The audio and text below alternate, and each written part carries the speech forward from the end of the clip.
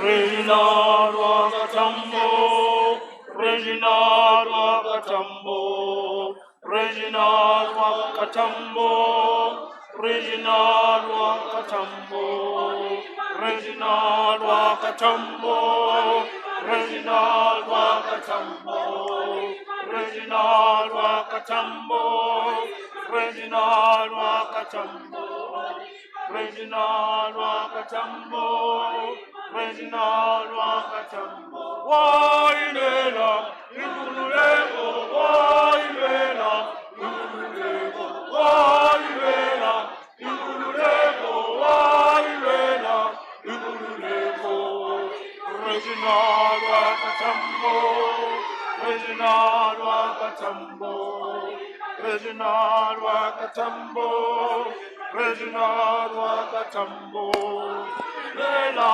Ikululeko, Wailela, Ikululeko, Wailela, Ikululeko, Wailela, Ikululeko, Reginald Wakatambo, Reginald Wakatambo, Reginald Wakatambo, Reginald Wakatambo, Wailela, Ikululeko, Wailela, Ikululeko, Wailela, Ikululeko, Wailela, Ikululeko, Reginald Wakatambo, Reginald Wakatambo, Reginald Wakatambo, Reginald Wakatambo, Wailela, Ikululeko, Wailela, Ikululeko, Wailela, Ikululeko, Wailela,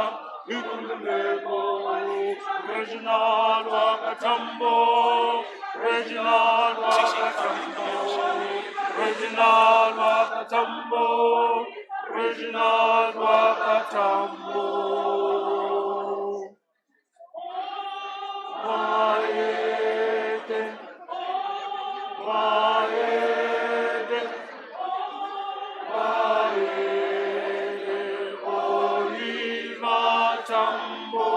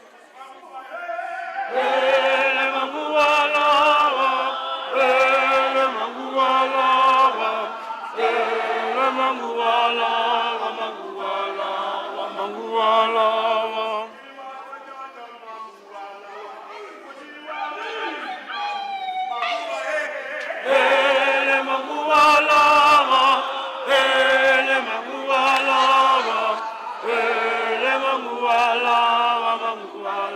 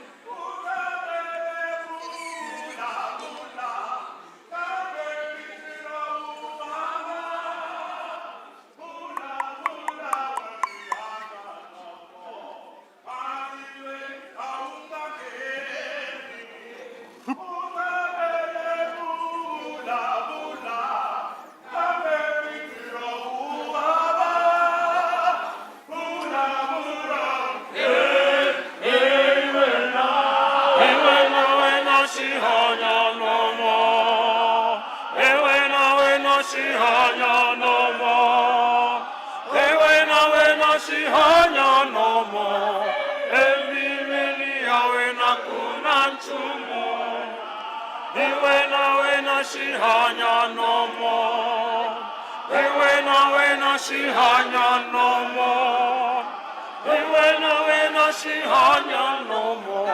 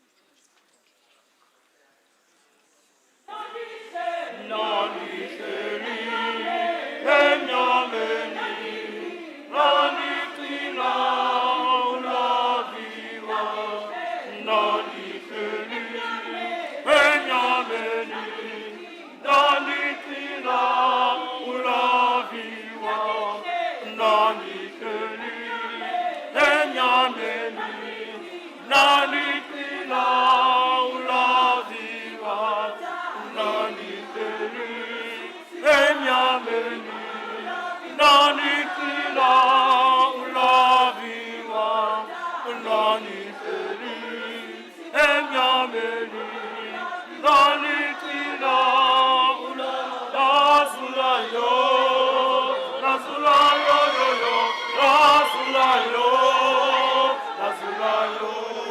Nazulayo, Nazulayo, Nazulayo, Nazulayo,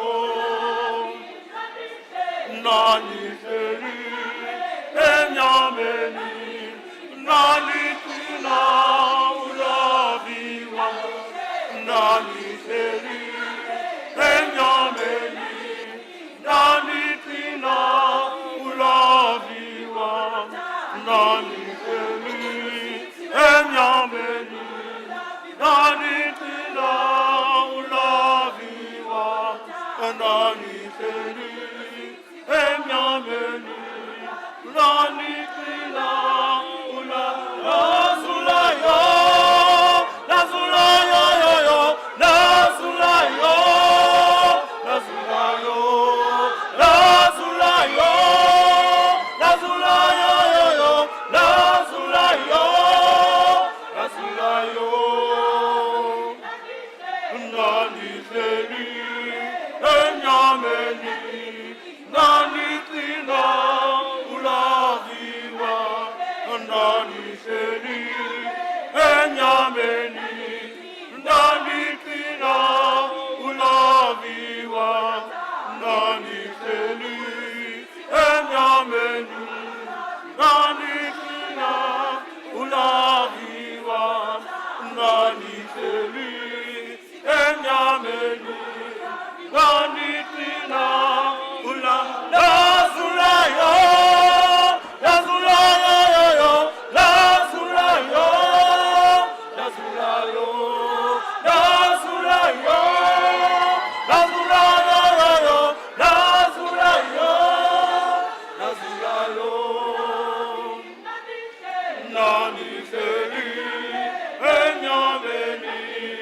Nani tina ulaviwa, nani feri, enyameni, nani tina ulaviwa.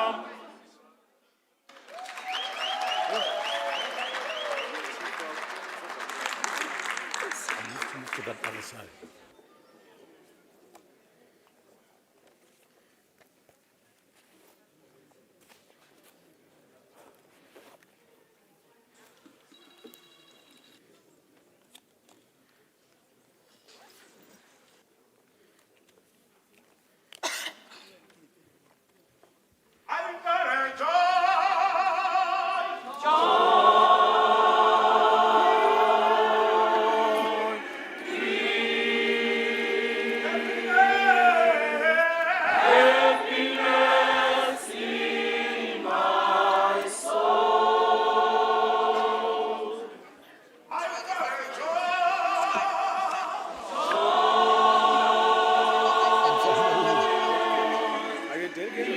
I'm actually the MC.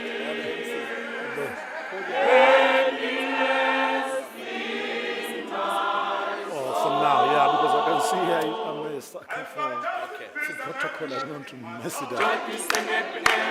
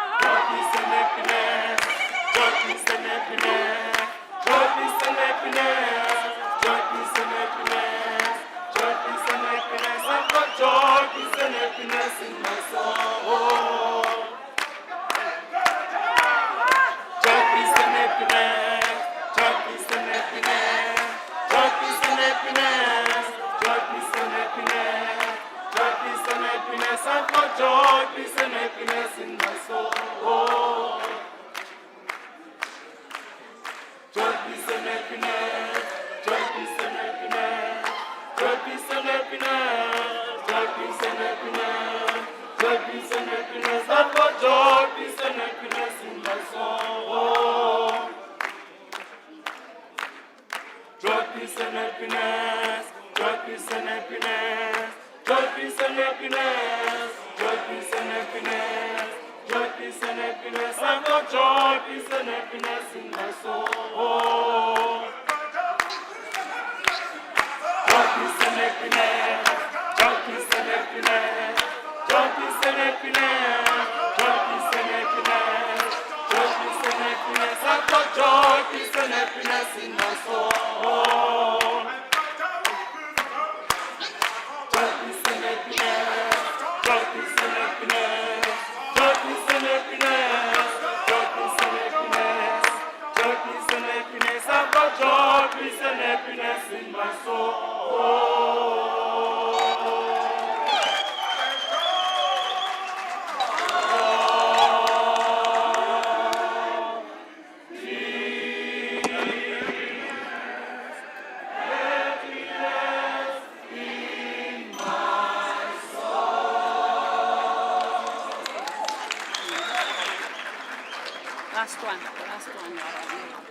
Last one. We're running out of time. Last one.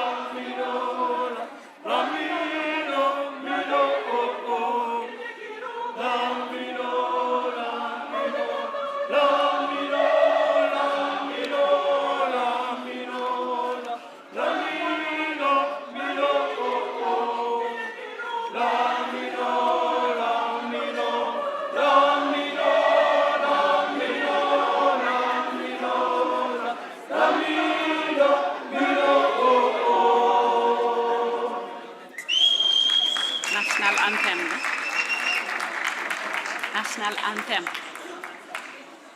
National anthem, including everywhere. Sure. Yeah, but I want.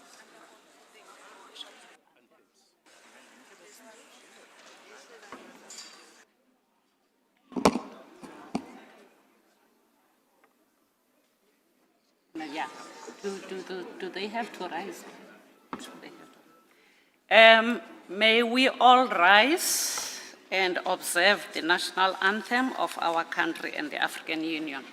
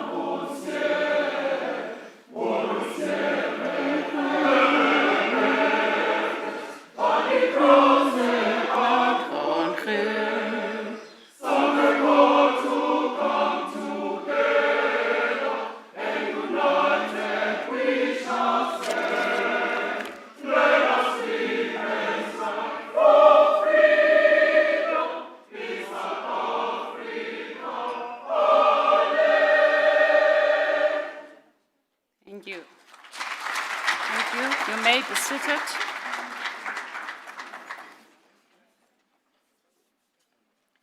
May I request my co-pilot to come and sit next to me, Mr. Blessing Manale.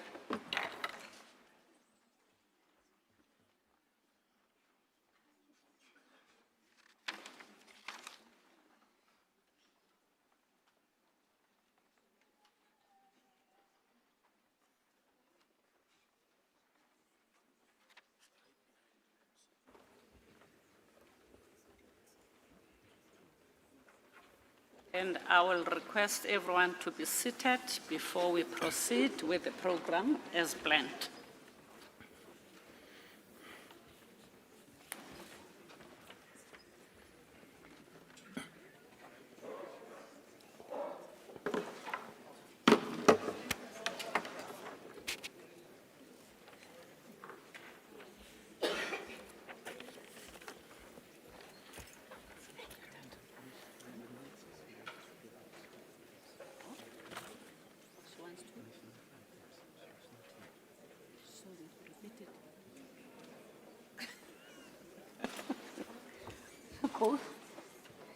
This is a strange request. The mayor wants the choir to come back to sing the national anthem again because she was not here.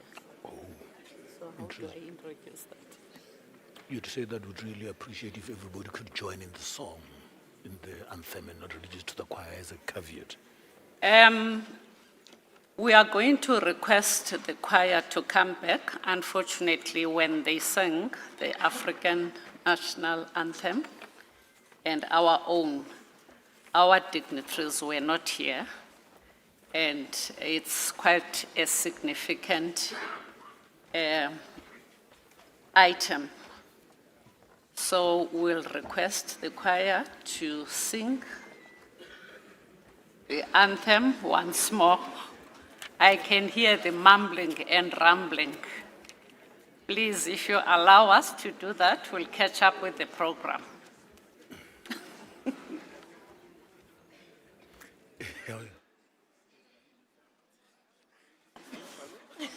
Sorry, guys. It's an exercise.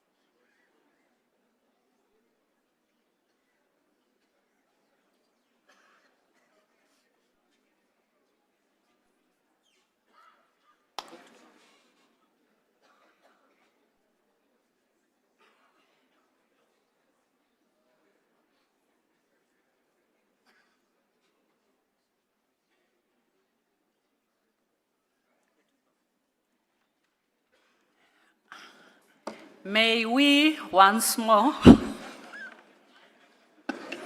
rise. It's a good exercise.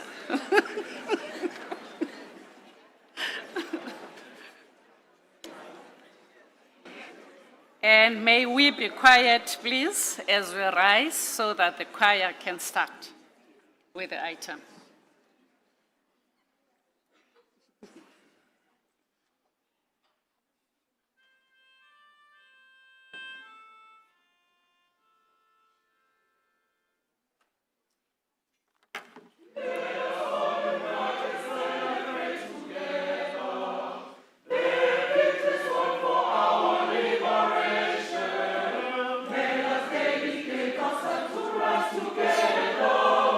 To defend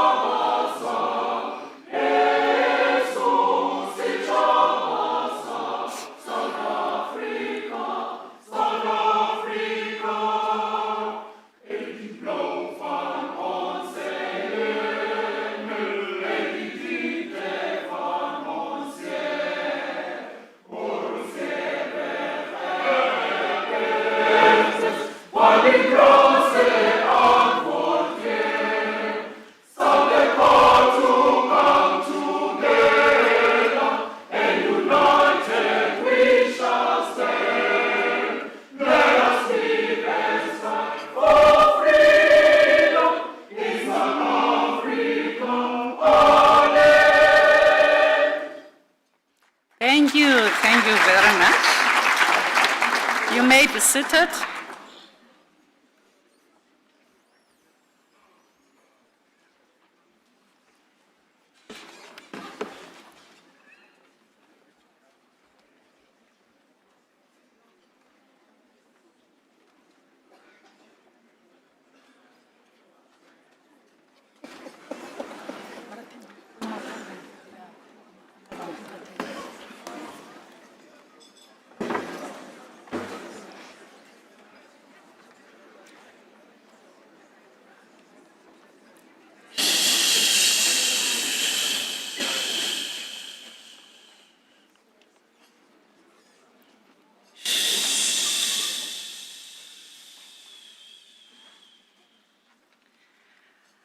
Good morning, ladies and gentlemen.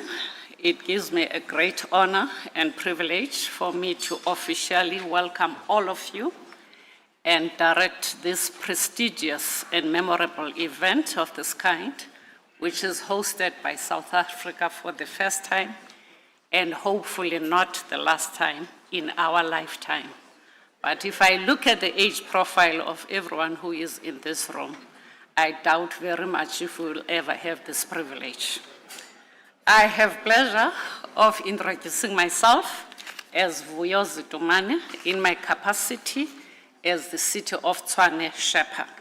And I will be sharing this responsibility of directing the first part of today's event with Blessing Manale, who's right next to me.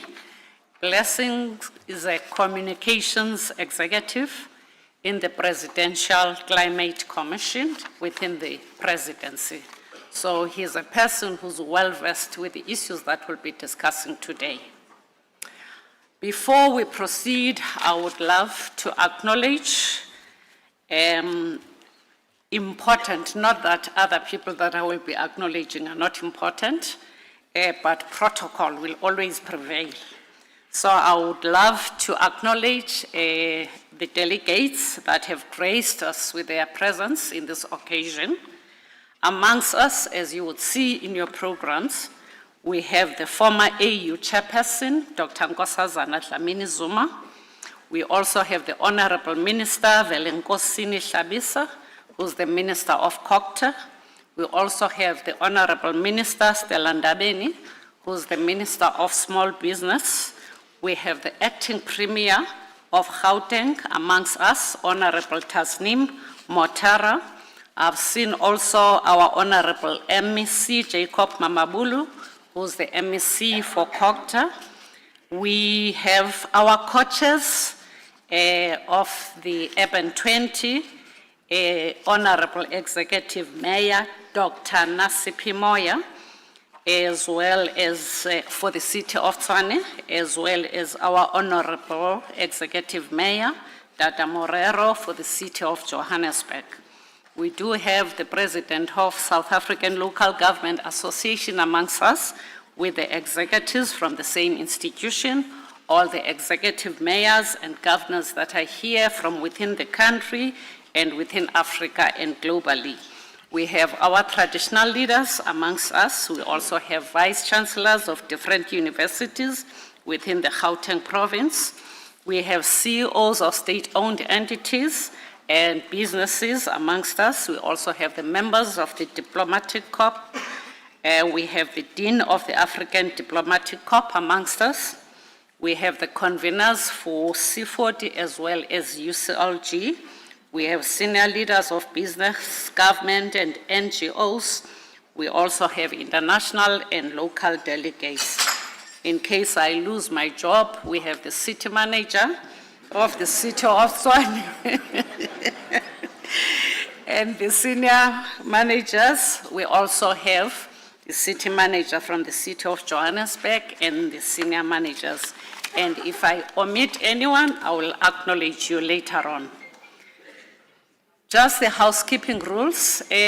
Please, as I can hear now the sound of a cell phone, can we all put our cell phones on silent?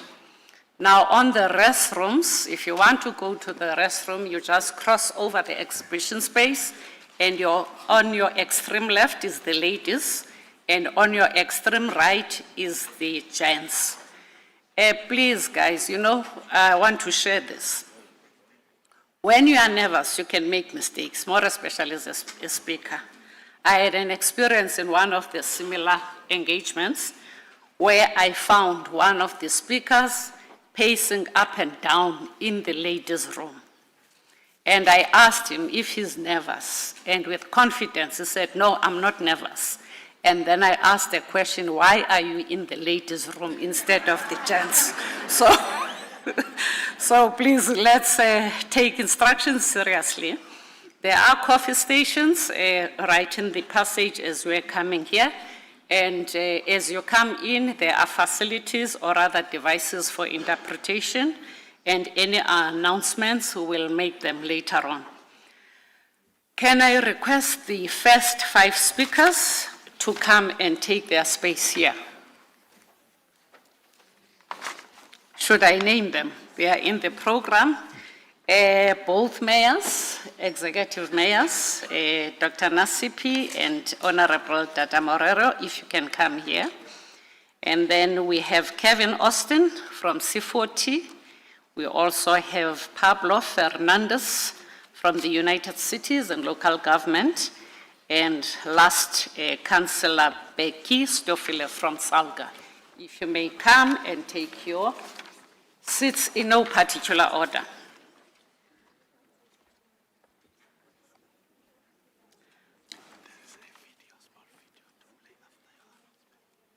Now, right now. Okay.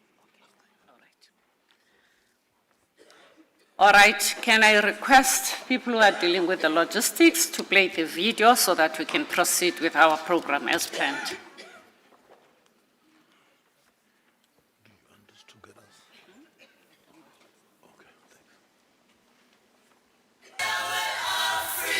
In November 2024, in alignment with the G20 and U20 in Rio de Janeiro, the City of Tshwane and the City of Johannesburg were entrusted with the responsibility of co-chairing the 2025 Urban 20 cycle.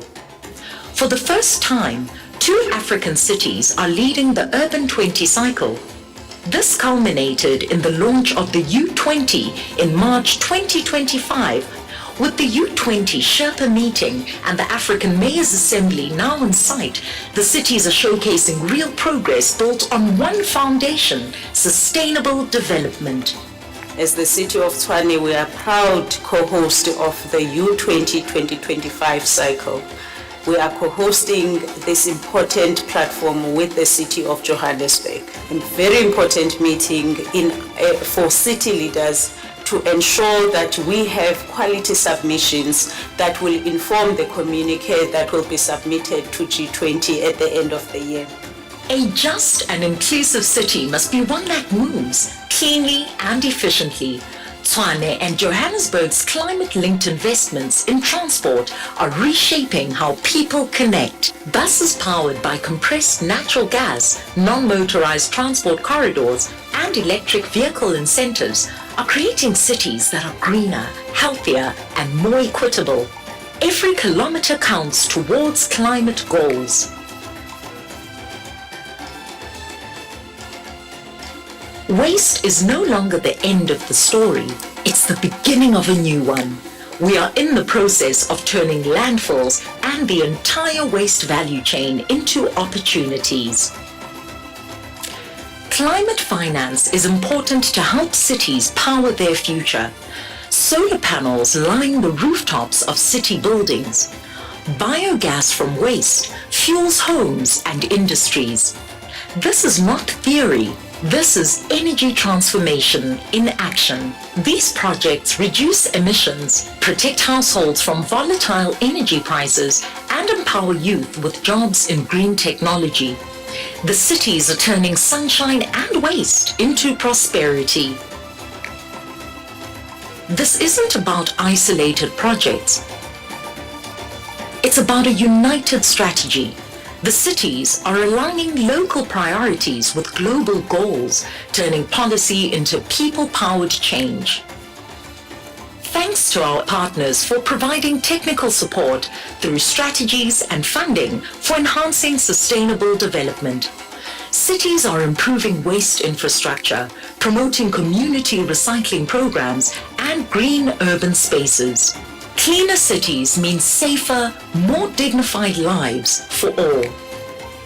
Academic and research partnerships, township innovation hubs, and climate-smart urban planning are all part of the city's integrated approach. The message is clear. Every citizen has a role in shaping the future. As the Sherpa meeting and African Mayors Assembly convenes in Tshwane, the world is watching. This is not just a meeting, it's a moment to show that African cities can lead the way in reimagining global change, unity, and sustainable development.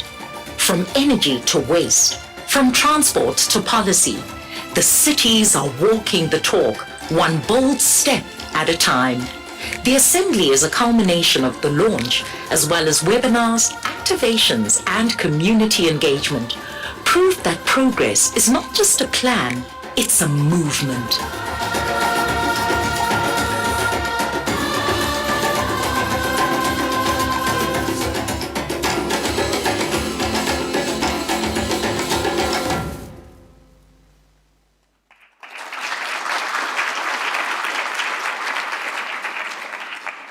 Thank you. May I request someone from the venue just to take us through the safety protocol before we commence with our speeches.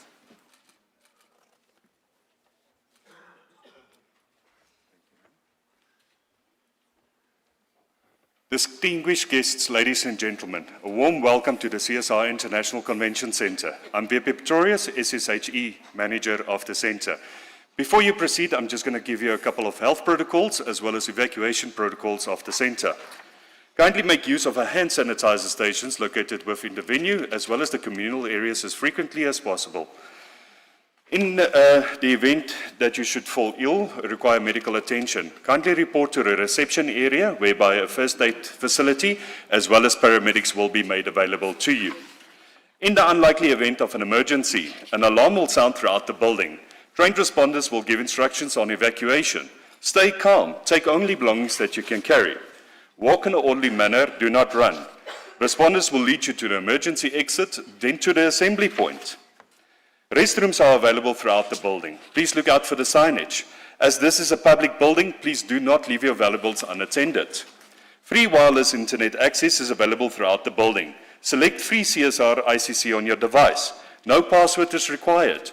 For assistance, please call on any of our staff members who will contact a technician to provide support. Thank you and enjoy your session.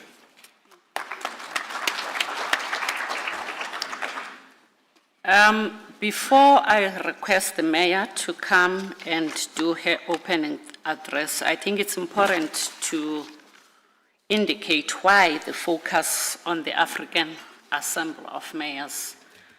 It's a well-known fact that the global north and the global south, though there may be generic challenges within the respective cities, but we all know that those which are in the southern hemisphere are characterized by social economic challenges which are manifested in poverty, inequity, as well as underdevelopment.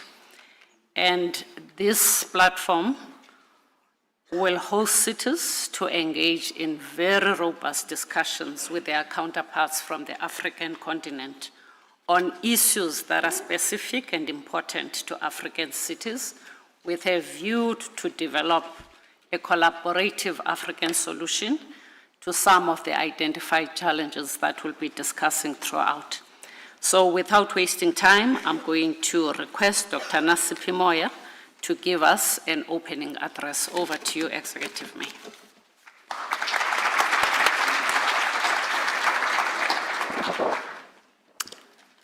Dumela, I'm hoping the international guests have learned something. Dumela. So during break, your assignment is that you must go ask how do they greet each other in Tswane. That's your homework. I would like to acknowledge the presence of the former chairperson of AU, one of the stalwarts of democratic South Africa, Dr. Nkosazana Dlamini-Zuma. Thank you for being here, ma.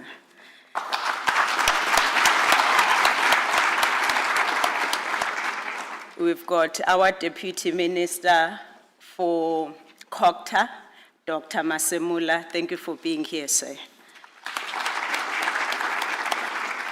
I'll try to go a bit faster to save time. The Acting Premier of Gauteng, our province, Honorable Motara, the members of the diplomatic corps that are present here. We've got the SALGA president, the South African Local Government Association. This is the representative of all the 258 cities in South Africa. Welcome, sir, to you and your national executive.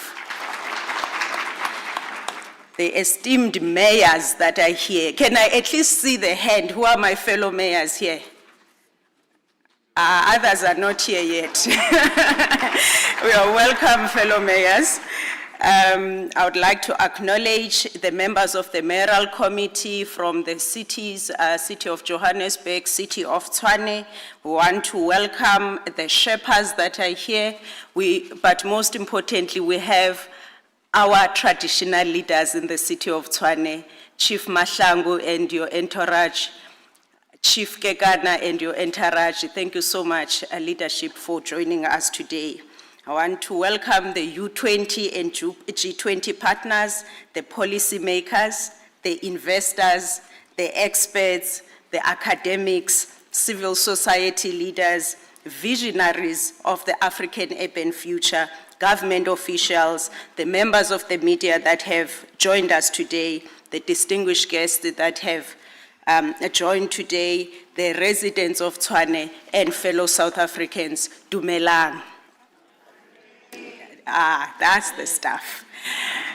It gives me great pride and deep responsibility that I, on behalf of the over 4 million residents of the city of Tshwane, that I welcome you to the African Mayors Assembly and the U20 cycle of 2025 Sherpa meeting. We welcome you to the capital city of the Republic of South Africa, the Jacaranda city, Tshwane ya Mamelodi. Welcome.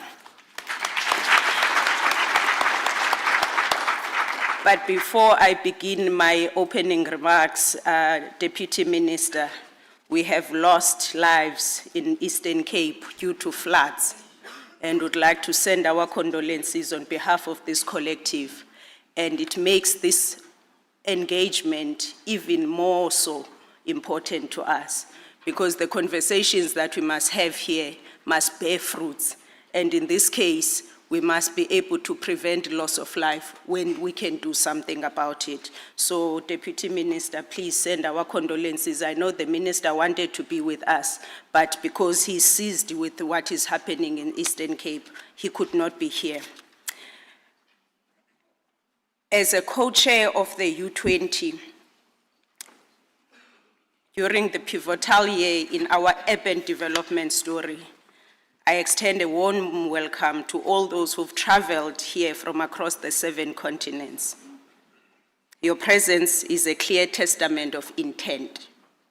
It reflects a shared commitment to meaningful change. Today we meet not as individuals, but as a collective.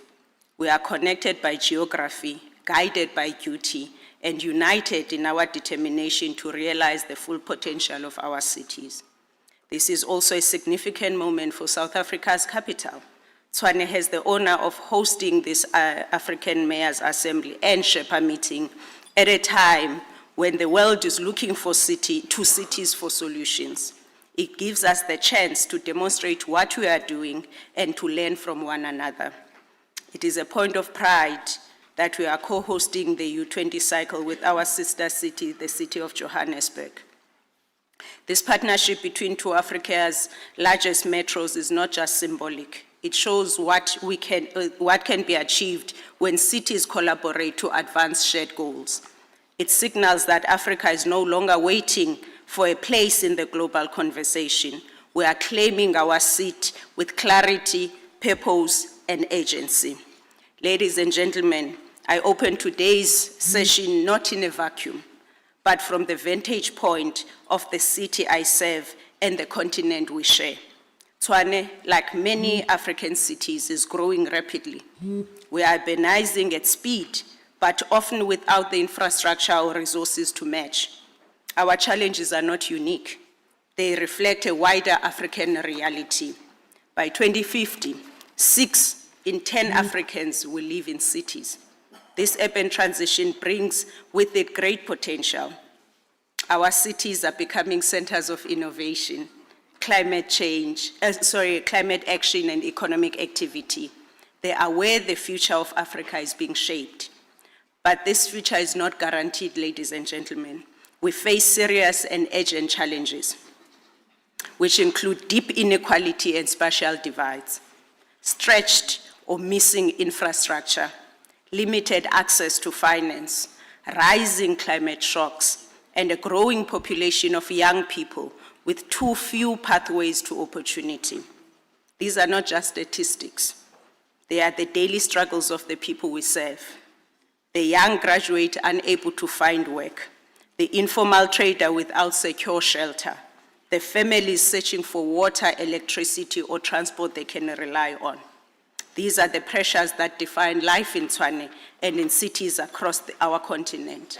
They demand solutions that are local, practical, and urgent. It is against this backdrop that we must be clear.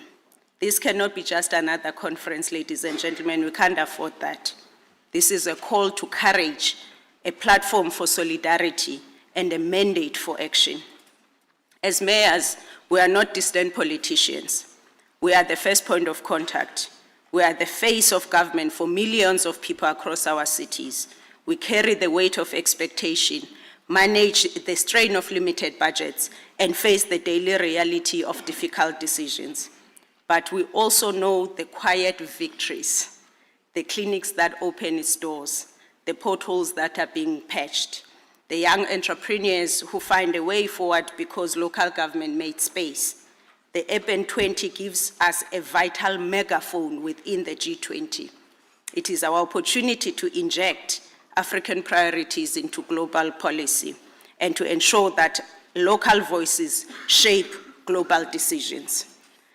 Ladies and gentlemen, African cities are not problems to solve.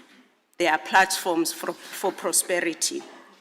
The work we do here this week must feed directly into the U20 Mayoral Summit in September, and from there into the final U20 communique that will be delivered to the G20. It is our chance to ensure that African cities are not spoken about, but speak for themselves. It is a rare opportunity to influence global leaders while they are on our continent and within reach. And as we take this opportunity, let us also confront some hard truths. Why in 2025 have only 8 African countries ratified the AU Charter on Decentralization? Why do so many local governments still operate without the powers or resources they need to deliver? If we want a real change and transformation, we must push for real decentralization, not just in principle, but in law, in budgets, and in practice. Because without empowered local government, even the best ideas remain out of reach. That is why the work of this assembly, now referring to the fellow African mayors here, the work of this assembly must be grounded in action. It must speak to the real tools we need in order to deliver for the people that we serve. Ladies and gentlemen, with that in mind, let us remind that the assembly is built on 4 powerful themes that are complementary of the themes that the Sherpas will be working on. Each one is a lever for transformation, capable of driving real change in our cities and across our continent. The first priority is inclusive growth, inclusive economic growth, and the AfCFTA. The African Continental Free Trade Agreement is more than a trade deal. It is a vision for a collaborative future, one of shared markets, cross-border industries, and cities connected by commerce, not conflict. But visions must rest on strong foundations. Are our cities ready to support this vision? That's the question that we must respond to. Do we have the roads, the regulations, the ports, and the digital rails to make trade flow? We know that we are still far from achieving truly inclusive economic growth, but we also know that cities must be at the center of this effort, because without inclusive cities, there can be no inclusive continent. The second priority is financing the urban future. Let us be clear. Vision without funding is not ambition, it is illusion. Too many African cities are shut out of global capital markets. We face barriers of creditworthiness, limited financial access, and outdated legal frameworks that makes investment difficult. If we are serious about building smart, green, and resilient cities, we must rethink how we finance them. That means developing initiative funding instruments, creating tailored public-private partnerships, reforming our legal environments, and forging stronger alliances with those who believe in the potential of African cities. The third priority is social inclusion and equity. A city that grows without justice becomes a city of walls. As a mayor of the capital city, in one of the most unequal countries in the world, I see the deep divide between the haves and the have-nots every single day. Access to opportunity is not equal. Talent does not always meet support. Hard work does not always lead to progress. We cannot build thriving cities while leaving behind the homeless, the informal traders, or the youth with potential but no clear path forward. Cities must be built for dignity. That requires inclusive planning, targeted investment, and policies that close the gap, not widen it. The fourth priority, innovation for service delivery.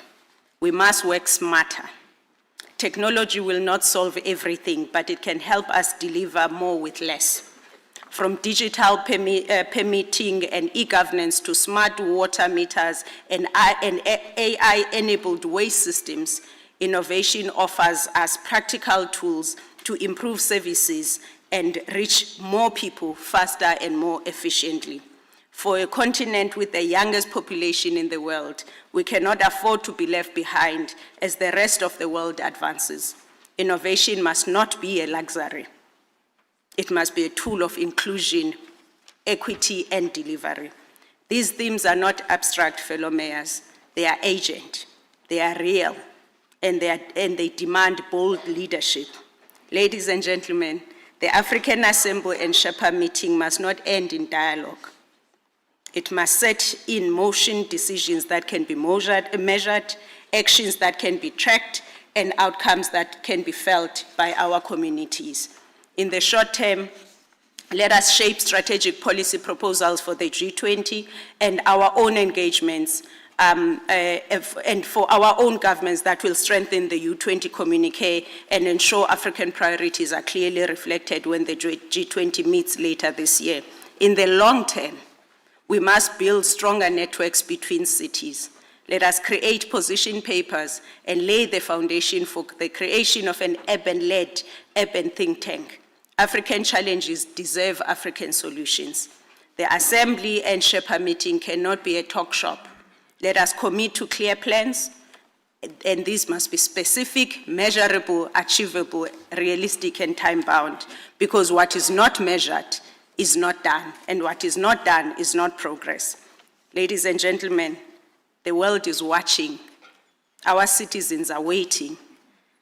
And as I wish you fruitful discussions, I also want you to enjoy the city of Tshwane, the Jacaranda city, Tshwane ya Mamelodi. I thank you.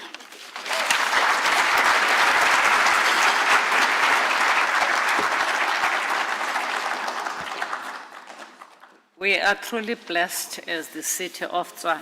I'm sure you can see. Thank you very much, Dr. Nasiphi Moya. You have made a very important statement here of saying that partnership is not only symbolic, and collaboration leads to doing more. And no one thought that when we're given this core responsibility with the city of Johannesburg would achieve what we have achieved. I'm sure you can see even from day one, you can see even the standard that, Mayor, you are going to up the game when it's your turn in September to do a similar event. Without wasting time, I'm going to call upon our Executive Mayor, Honorable Councillor Dada Morero, to give us his remarks as a co-chair of this great initiative. Over to you, Mayor.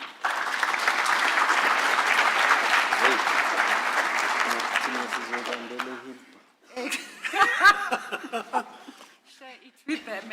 You can say that in the podium. So he is saying his event is going to be hosted right in Hillbrow.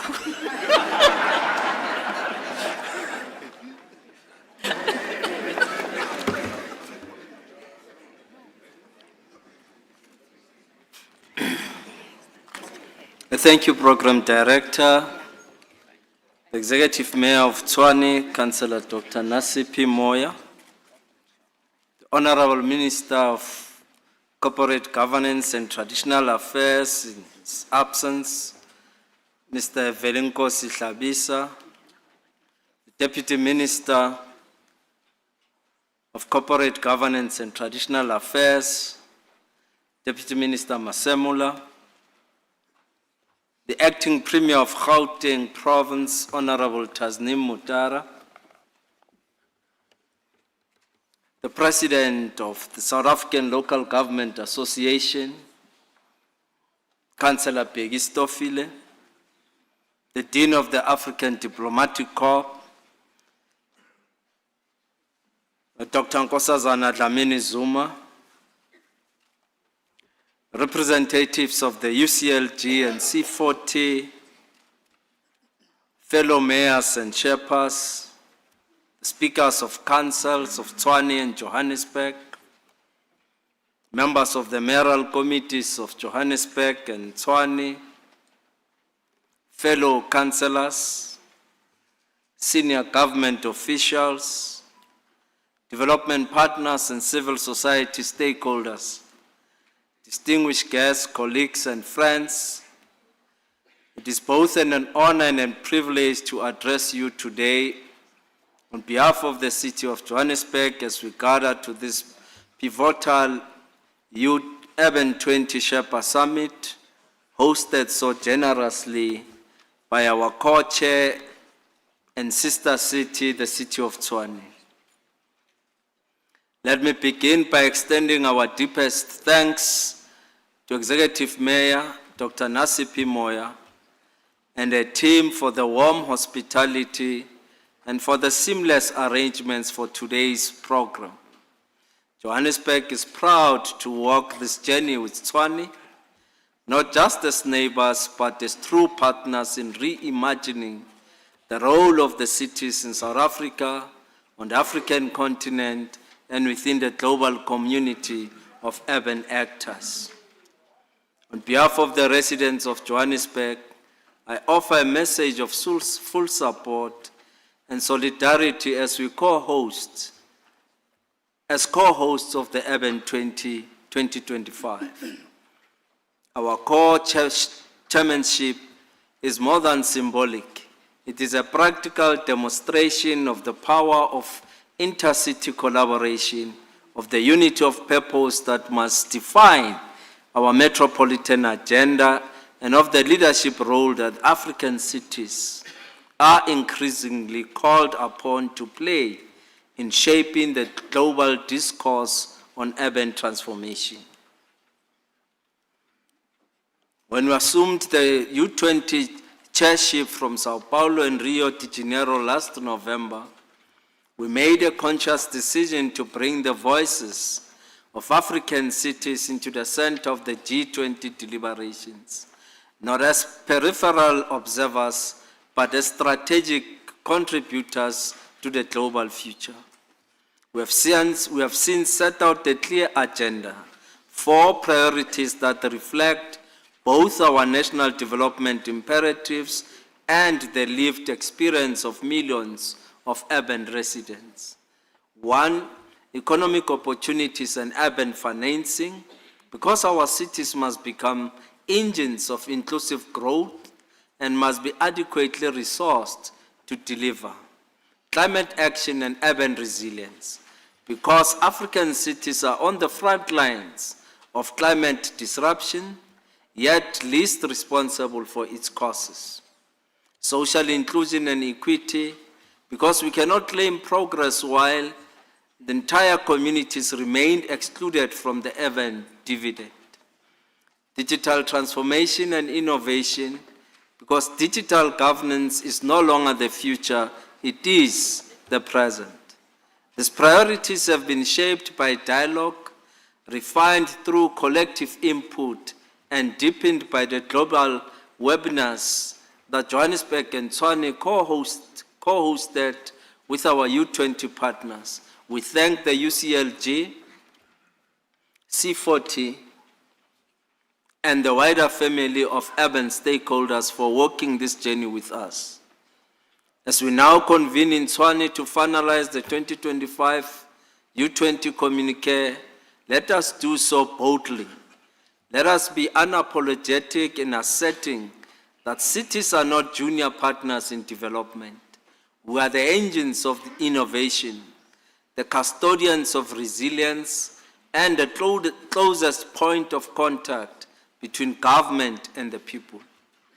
As Johannesburg, we look forward to welcoming you to the U20 Mayoral Summit in September, where we'll formally present the communique to our national leadership and show that urban priorities are firmly integrated into the G20 and the national development agenda. Colleagues, friends, this is our time. Not only to gather, but to lead. Not only to speak, but to shape. Let this Sherpa Summit reflect the agency, courage, and unity that our cities demand. Let us rise together as co-chairs. Let us lead together as African cities. And let us build together a bold new future for urban South Africa and the world. I thank you.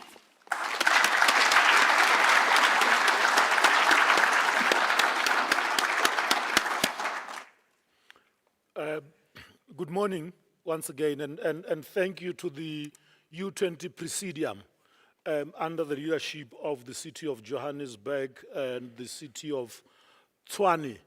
And I'm using the word Presidium because a lot of people say we are hosting the G20. I say, no, we're not hosting the G20. The hosting is the physical space. We are the presidency of the G20. And we'll be leading more than just giving you the physical space. And that's why I've decided to call them the Presidium or the Chairmanship. And let me once again acknowledge and standing on established protocol. But I'm once again going to acknowledge the most eminent of our persons, Dr. Nkosazana Dlamini-Zuma, as the former chair of the African Union Commission, but also because, Mama Zuma, today you're not leaving without a selfie with me. There are many of opportunities where I've been in platforms with you, and each time people show their pictures with you, I said, but I've spent more time with her and I've always never gotten these selfies. So today I'm not leaving you without a selfie. People use the selfies for a lot of other benefits, and we lose out. And we lose out. But having said that, I've been introduced. I'm coming from the presidency, heading communications and social dialogue in the Climate Commission. And I guess that's why the colleagues have asked me to join this. But I think most importantly, I'm a resident of this city, and I'm a former spokesperson in this city in the previous administration. That has been the closest I've ever been to ambition and to power. The next segment of the next three speakers come from the various local government associations nationally and globally.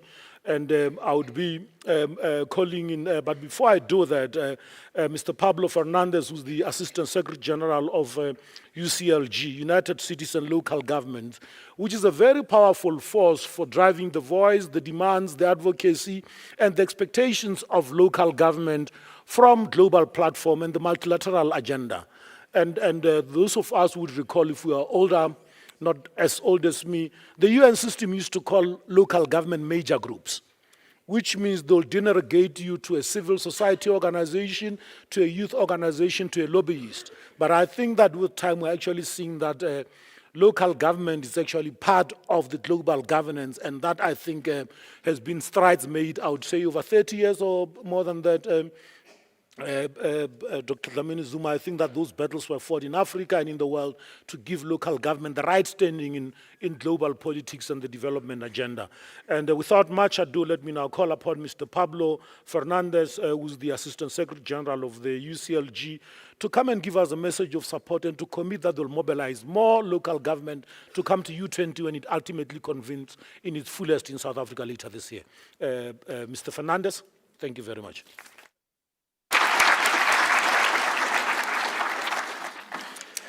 Thank you. Mayor of Tshwane, Mayor of Joburg, President of SALGA, who is also representing all local governments in South Africa, but as well all local and regional governments in the world, as co-president of United Cities and Local Governments, Excellencies, fellow Kevin from C40 and co-convener of the U20, all protocols observed. As the previous speaker was saying, we represent here the multilateral system of local and regional governments. And today is bold and even problematic talk about multilateral spaces where we are bringing all voices into the table. And this is the claim that the U20 is bringing. This is the spirit of where we stand.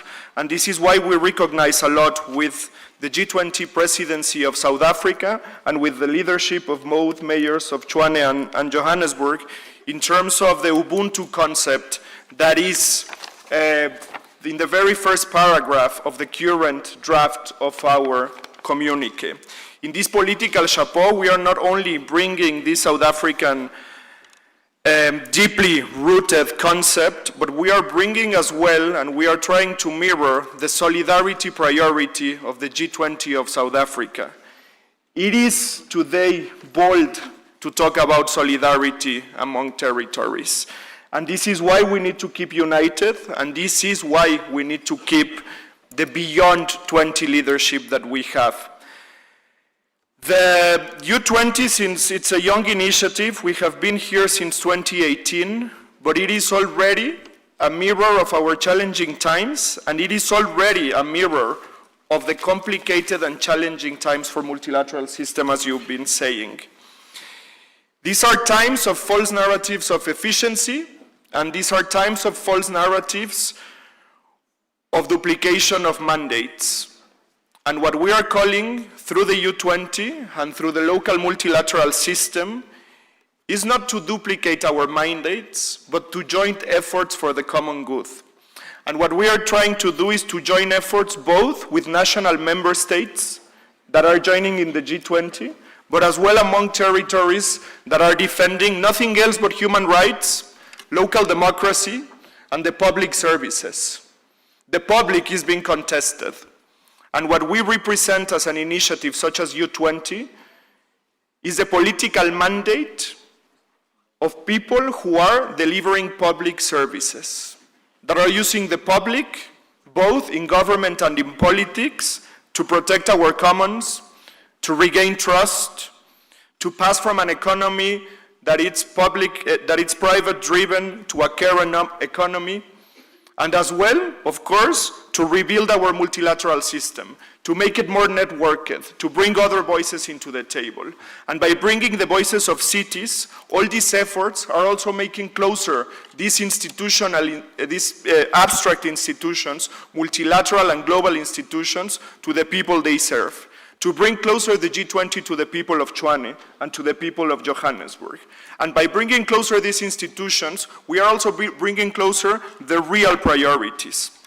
And that's why we are calling for a local social covenant that puts housing in top of the agenda, that brings the cultural rights as one of a right-based approach, that we bring truly fruit systems into the G20 discussions, that we can talk about local finance with the finance national ministries, that they tend to see a budget-related conversation instead of looking for our priorities, that we put public health back in the agenda. And when we say public health, we mean a geopolitical strategy to health systems, that conflict prevention is prevented, even though it sounds illogical, in our cities, that mayors and governors have the right to have the pulse of what's happening, and they can avoid truly radical conversations. That climate conversation, it's about climate justice, and when we say justice, we talk about the less represented people, and that we are calling for the new essentials, which is a new way of public service delivery, to bring care, to bring a feminist way of going about politics into our agendas. Let me go through very quickly the evolution of our communiques, the evolution of this group of people who are the Sherpas of their mayors, and that you have been represented. Many of them have been around since the very beginning in Buenos Aires, where what we were calling for was our global debut in the G20. It was the very first time that a stakeholder engagement group was recognized from a political level. We were trying to bring climate into the conversation of the G20, and we managed to hand over this to the Argentinian chairmanship. In Tokyo, we were calling about cities as engines of sustainable innovation and the human-centered futures. We were committing to transformative action, and we were putting city diplomacy as transformative diplomacy. In the Saudian chairmanship, in Riyadh, the world totally changed. COVID came, and the conversation became very different, because cities were in the front line of the efforts, and we were demanding for a green and just recovery. It totally changed the message to the Italian, when Rome and Italy were our chairs, and here we were calling for nothing else but vaccine equity. This non-equity in the terms that we managed the global pandemic shaped our common future. It shaped the current multilateral system, even though we were in the front line of health. It was only cities who were calling for this true vaccine equity worldwide. We went to Jakarta to bring about the multi-level governance. In Jakarta, we had the very bad news that the SDGs were not on point, that we were going back, and that we had to revitalize all our efforts for the sustainable goals, so we put emphasis on localization. In 2023 in Ahmedabad, in India, the focus on infrastructure was clear, because if we were going to talk about public infrastructure, and we were going to talk about public services, we needed true efforts in terms of bringing the potential of investment and having bankable projects in cities. And finally, last year in Rio de Janeiro and Sao Paulo, the efforts were about cities' guarantees of democracy, about rights, and our planetary survival. You can see that the challenging time where the Rio de Janeiro and Sao Paulo summit happened was less hopeful than the one in Buenos Aires in 2018. But this is the challenging times. The good news about this multilateral space is that we are still united. We have all voices where we are, and that we are calling for more public service delivery, because from United Cities and local governments, together with C40 and the U20, we are convinced that the future has to be public, and in different spaces, this is what we have to defend.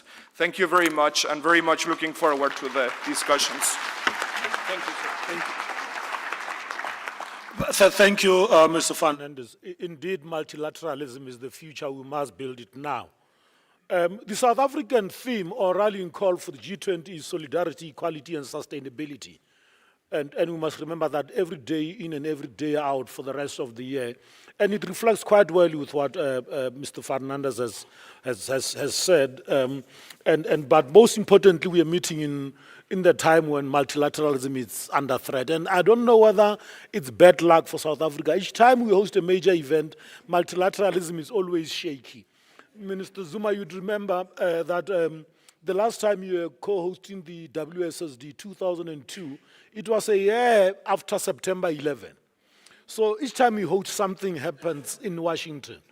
But that said and done, let me call on the Deputy Executive Director of C40.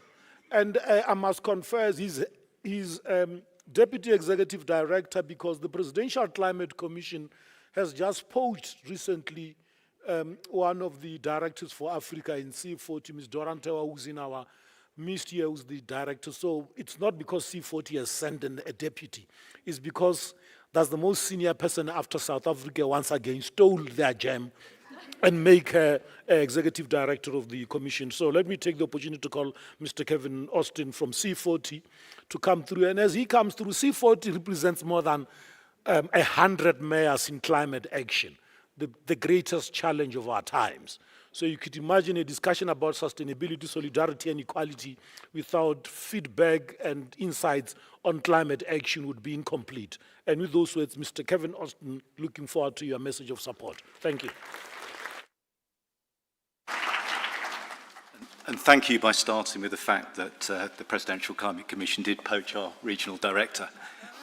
Excellencies, it's a pleasure to be here with you all today in Tshwane for the 8th Urban 20 Sherpa Summit.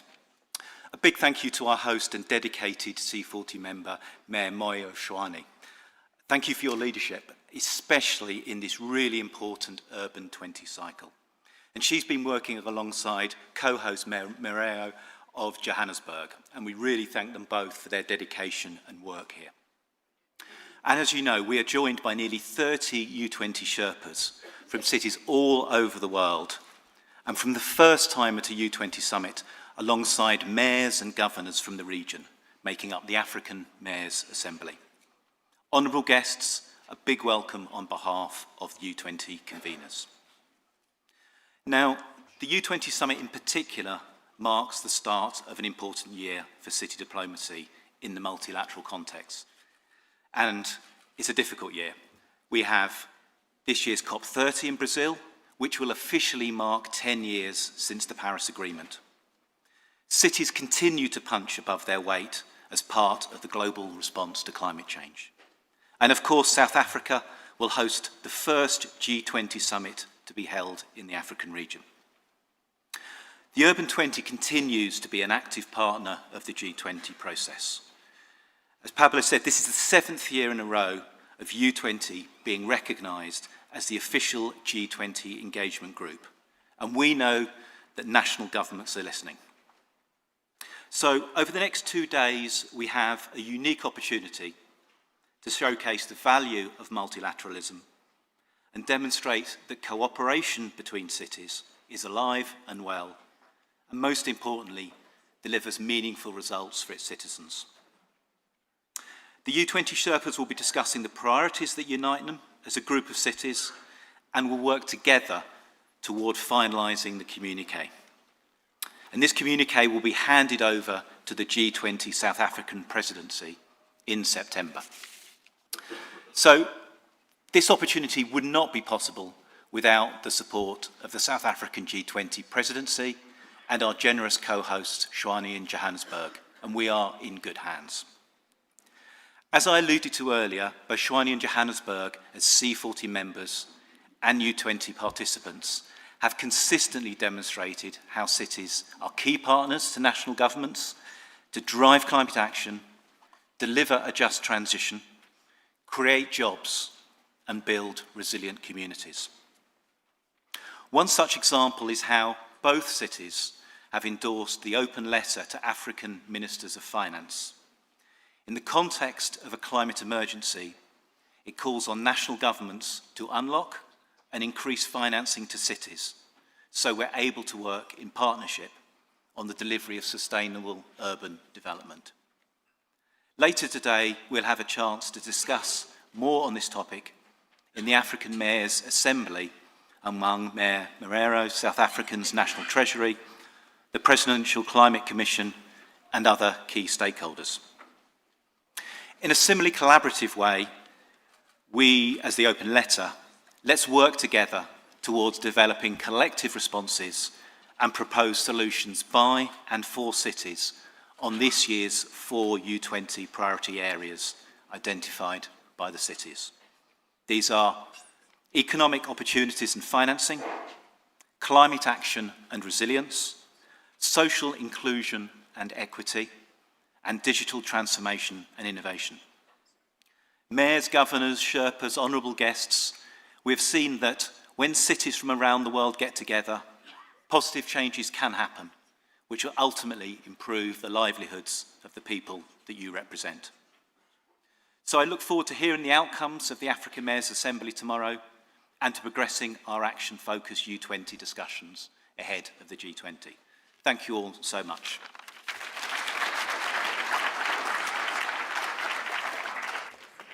Thank you very much, Mr. Austin, from those words from the C40, and I'm sure you'll be mobilizing a very huge delegation of local government to Belém for COP30, which I think would also receive the outcome of the U20 communique as a platform for engaging local government in climate action. Let me save the time and call upon the President of the South African Local Government Association, Councillor Bheki Stofile.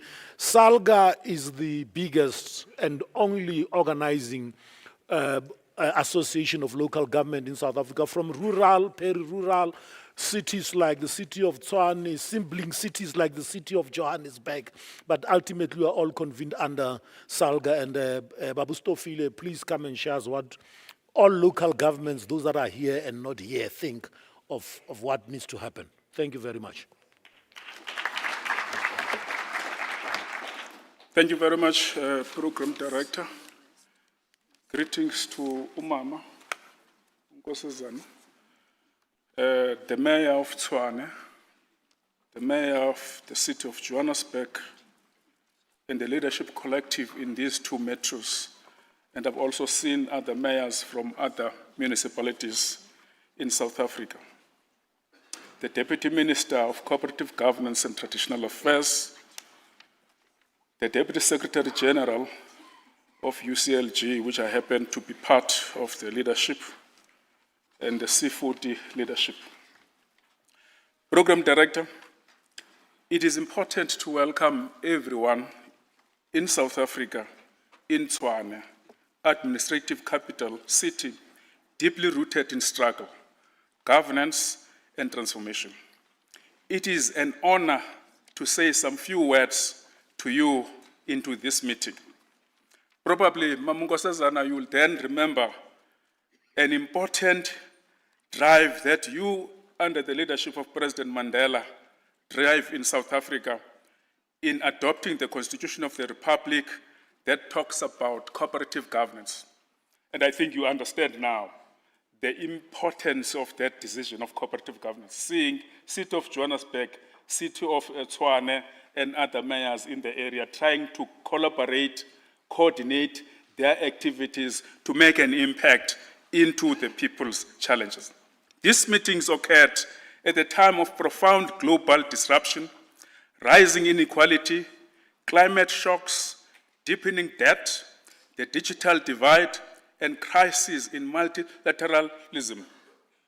However, amid these challenges lies opportunities. The convergence of the G20 under the South African presidency, the Urban 20 in Johannesburg and Tshwane, the political momentum from BRICS Plus and UCLG signal a powerful shift, a future where cities are central to global solutions. We must assert the strategic relevance of Urban 20.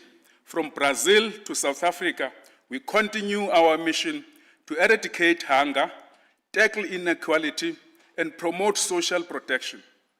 In a divided world, cities demonstrate that cooperation and action remain possible. We are not abstract institutions, we are where people live, dream, and struggle. This gathering must shape the U20 communique to center on justice, participation, and development. Hence, our most urgent task is to build fiscal power for local government. Cities are shouldering growing responsibilities without financial tools necessary for effective delivery. A crucial yet often overlooked aspect of this financial empowerment initiative is the role of the financial sector. Banks and insurance companies must be integrated into municipal revenue collection processes. It is important to note a paradox. When a family secures a mortgage bond insured by insurance firms and funded by banks, there is a nearly universal compliance with payments. Individuals consistently meet their mortgage obligations each month, whereas there is a weakness in the challenges in collection on the municipalities. However, this same level of commitment is not evident in the payment of municipal rates and service fees. These discrepancies highlight issues related to behavioral conversation as well as financial system regulation and design. Cities must be enabled technically, institutionally, and legally to leverage the infrastructure and instrument of the financial system. By doing so, they can create reliable revenue streams, improve debt recovery, and restore the social contract between citizens and their cities. In Africa, the stakes are very high as we are developing into the future. We must insist on a just and green transition. This challenge goes beyond clean energy. It is fundamentally about equity, ensuring poor communities have access to opportunities and ownership. Cities must lead in climate adaptation through investment in informal settlement, public infrastructure, and inclusive planning. Climate justice is not a charitable act, it is a fundamental right. Let us confront the urban housing crisis across the continent. Our cities are grappling with the rising homelessness and inadequate housing. We must advocate for a new urban agenda that centers on the right to the cities. This includes investing in affordable housing, upgrading informal settlement, and ensuring spatial justice. Shelter is the foundation of dignity. The COVID-19 pandemic has shown us that food, health care, work, and mental wellness are essential to resilience. Cities must invest in public health, community wellness, school feeding programs, and support for care workers. A caring economy is not a luxury. It is a prerequisite for development. We are confronting a digital revolution, and it is crucial that we ensure it is equitable. Cities require the infrastructure, regulation, and public system necessary to bridge the digital divide and govern artificial intelligence with human rights at the forefront. We must advocate for digital sovereignty, universal access, and safeguard against exclusion and misinformation. We take pride in hosting the African Mayors Assembly here in the city of Tshwane, co-hosted by the city of Johannesburg. We call for a new multilateralism, one that formally recognizes cities as equal, not as guests. The Urban 20 is not a mere sideshow, it is a political force. We urge the G20, IMF, UN, and the World Bank to structurally include local government in decision-making processes. And we hope and believe the UCLG will continue with this battle. Let Tshwane meet significant and turning point. Let us return to our cities, not with mere declaration, but with renewed commitment to justice, solidarity, sustainability, and the peoples that we are serving. We gathered not only to speak, but to act as together in driving and changing the conditions of our society. Thank you very much.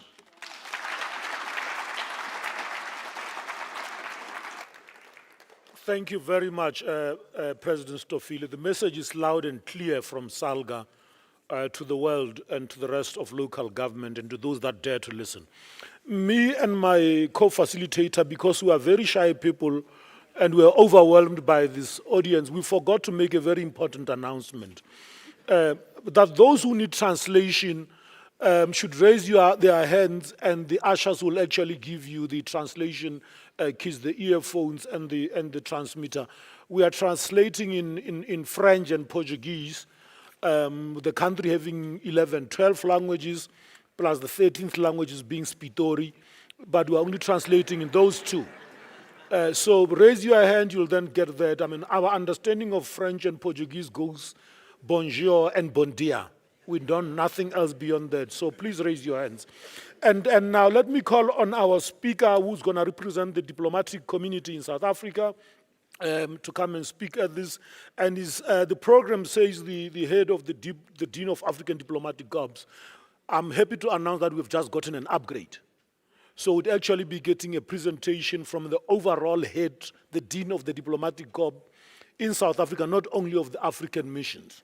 So that's why I'm calling it an upgrade, and it's His Excellency Salah Omar Abdul. And as he comes to the stage, I want to announce and acknowledge that Pretoria or Tshwane is the second city in the world with the highest number of diplomatic presence after Washington, D.C.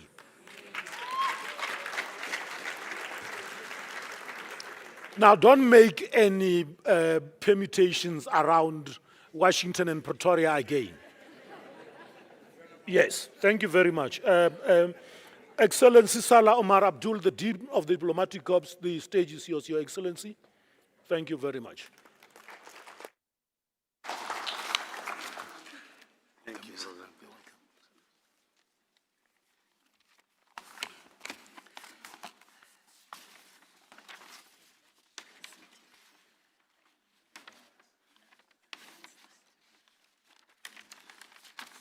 Thank you, Program Director. Let me first apologize for coming late.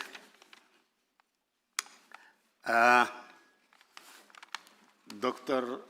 Dlamini-Zuma, former chairperson of the African Union, Your Worship, Dr. Nasiphi Moya, Executive Mayor of the city, Nasiphi Moya. Yeah.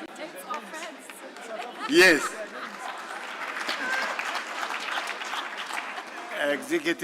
Executive Mayor of the city of Tshwane, Councillor Dada Morero, Executive Mayor of the city of Johannesburg, ambassadors and high commissioners, government officials, distinguished guests, esteemed mayor and honored participants of the African Mayors Assembly. Allow me at the onset to express our gratitude to both mayors of the city of Tshwane and Johannesburg for their diplomatic initiatives and inviting us on this important meeting, on which they co-chair African Capital Cities Counterparts Program, particularly in light of South Africa's role as chair of the U20 and G20 presidency.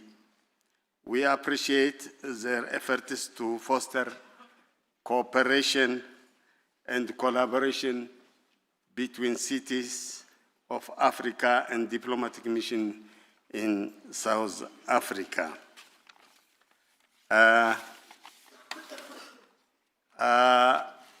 Dear participants, I am honored to address the African Mayors Assembly 2025 alongside the U20 Shepherds Meeting, a City of Diplomacy initiative. As the ambassador of the State of Eritrea and the Dean of the Diplomatic Corps community in South Africa, on behalf of the Diplomatic Corps, I bring greetings and solidarity to this gathering. As you convene the African Mayors Assembly 2025, we believe you recognize the significance of city diplomacy in shaping the future of African continent. This meeting's collective objective is therefore to amplify the unique urban perspectives and challenges faced by African cities, ensuring that our national leaders are informed and equipped to address the challenges and opportunities effectively. Through these initiatives, you aim to foster stronger collaboration and coordination among capital cities of African nations and the international partners. By working together, we believe you can unlock opportunities for sustainable development, economic growth, and improved living standard for the people of Africa. Dear participants, let me share with you Asmara's, which you all know, I hope, best practices and its impacts on addressing global problems. The World Heritage Art Deco city of Asmara, the capital city of the state of Eritrea, exemplifies several best practices that bolster its role as an effective advocate within the Urban 20 City Diplomacy Initiative.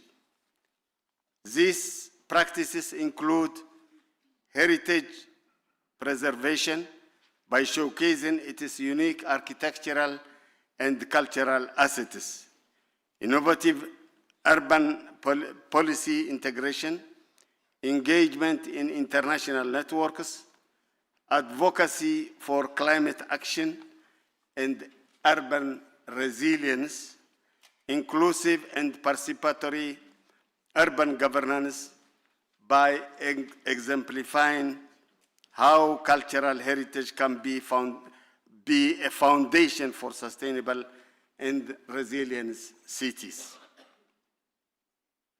Hence, it is advocacy within the U20 initiative helps shape international agendas that recognize the importance of integrating cultural assets into strategies for sustainable development, thereby contributing to more holistic and effective solutions to pressing global problems. In closing, through collaborative African solutions to identified common challenges, African capital cities, you can definitely and undoubtedly build a brighter, more prosperous future for the African continent and beyond. I thank you.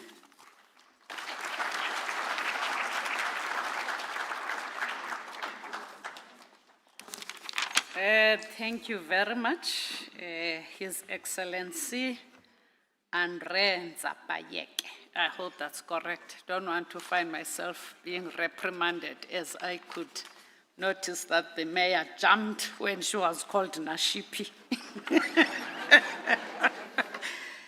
Indeed, the interest of African countries will be represented, is well represented, and we agree that true collaboration will create economic opportunities for the African continent. We are running out of time. May I kindly make a request that, with the exception of Dr. Nkosazana Dlamini-Zuma and the two co-chairs, we request all other speakers to vacate their seats to make way for the speakers that are yet to present to us. And thank you very much. And at the same time, request the acting premier, Motara, as well as the Deputy Minister Masimola, to come forward and take their respectful seats.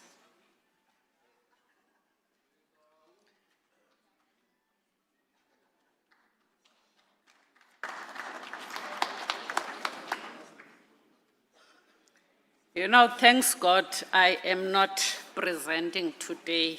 Sometimes it can be very nerve-wracking when you do. But you know, I decided that I will always take the role of being a program director. You don't have to be too smart. And that was informed by a recent experience. After one of our colleagues within the city of Tshwane gave a speech at another event last month, and our city boss came and said, you know what? The speaker was original and good, but the original parts of the speech were not good, and the good ones were not original. And I decided that I will never be a speaker in any event of this nature.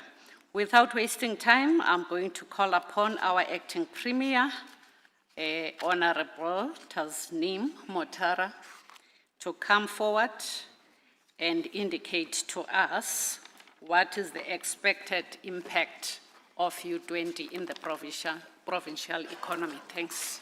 Over to you.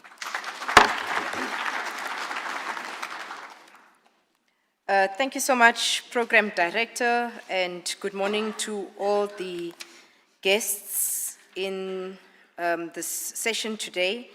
Let me extend my greeting to our guest of honor, Mayor Dr. Nkosazana Dlamini-Zuma. Thank you so much, ma'am. It's always an honor to share a platform with you, even if we are not worthy to do so. Thank you very much, ma'am. Let me also greet the hosting mayors, Mayor Nasiphi Moya, as well as Mayor Dada Morero. Thank you very much for hosting and showcasing what your municipalities can offer, as well as putting our best foot forward as hosts for the G20 and the U20 forum for this year.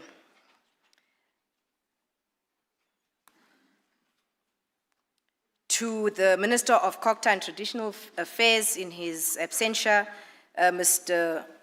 Tlhabisa, to the U20 conveners, Councillor and President of SALGA, Councillor Becky Stofile, our Chairperson of the Public Service Commission of South Africa, Professor Fikeni, our Royal Commission for Riyadh City, His Excellency Fahad Abdul Mohsin Al-Rashid, and all our mayors present, to the panel members and delegates, to His Excellency, the Dean of African Diplomatic Corps, all our academics, the heads of public and private institutions, and officials from governments and other entities, members of the media, distinguished guests, ladies and gentlemen.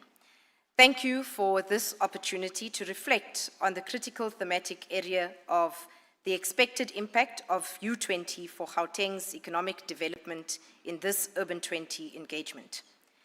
For us in South Africa, the urban management challenges are all the more critical given the specificity of our past, whereby, amongst others, human geography within the context of urban areas was shaped by tenets of officially sanctioned racialization. The structural aftermath of this history are still deeply etched in the South Africa and Gauteng province's urban landscape, and to a large extent, both spaces' social imagery.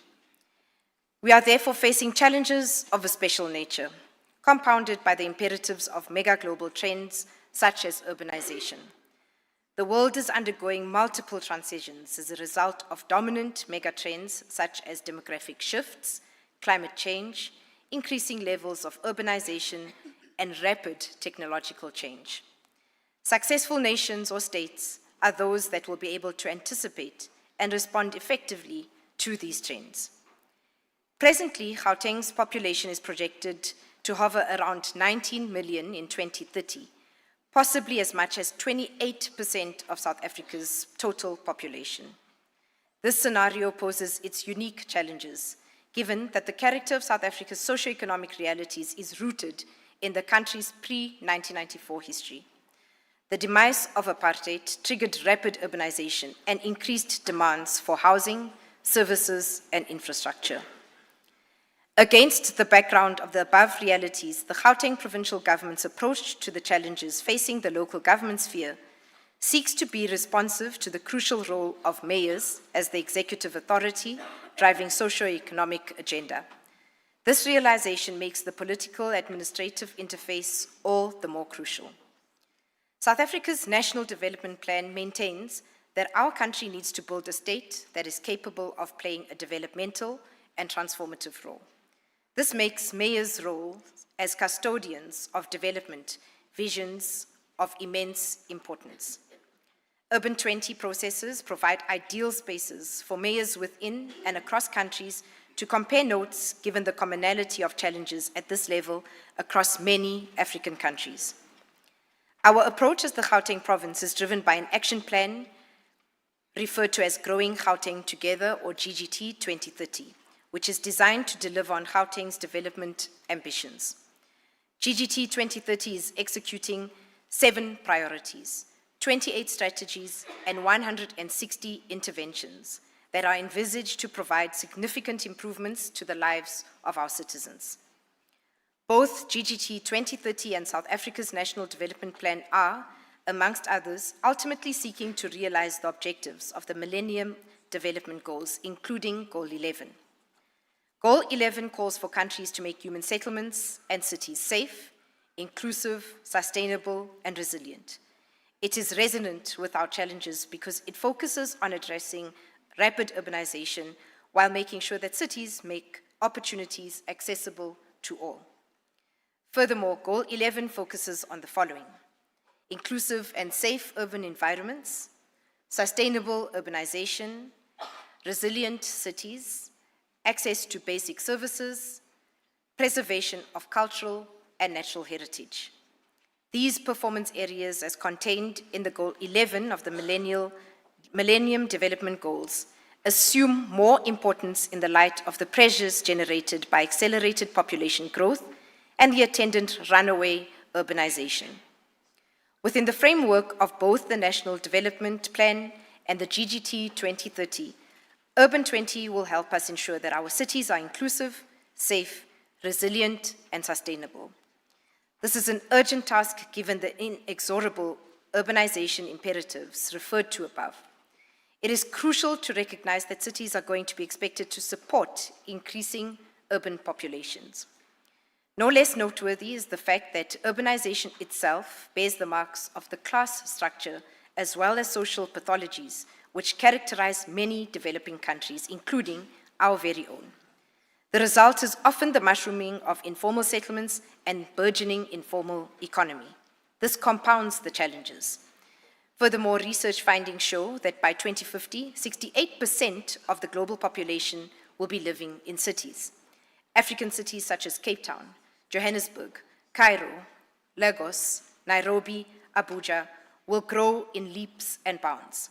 This is bound to change how people live their lives. For this reason alone, Urban 20 provides massive opportunities for African megacities to join together in the implementation of the Sustainable Development Goals, the Paris Declaration on Climate Change, and the Sendai Framework for Disaster Risk Reduction 2015 to 2030. We are convinced that African cities will benefit from Urban 20 as the latter helps those charged with driving their development visions by strengthening the multi-level governance policy formulation. It has been stated that cities are also hubs of prosperity, diversity, creativity, and community, acting as guarantors of rights for all through local public service provision. Urban 20 is a vital space to ensure that the actions and aspirations of G20 are informed by the impactful and scalable policies and political leadership brought about at a local level. Once again, through G20, Urban 20 makes it possible for local government actors to engage with all sectors who may benefit this sphere of government.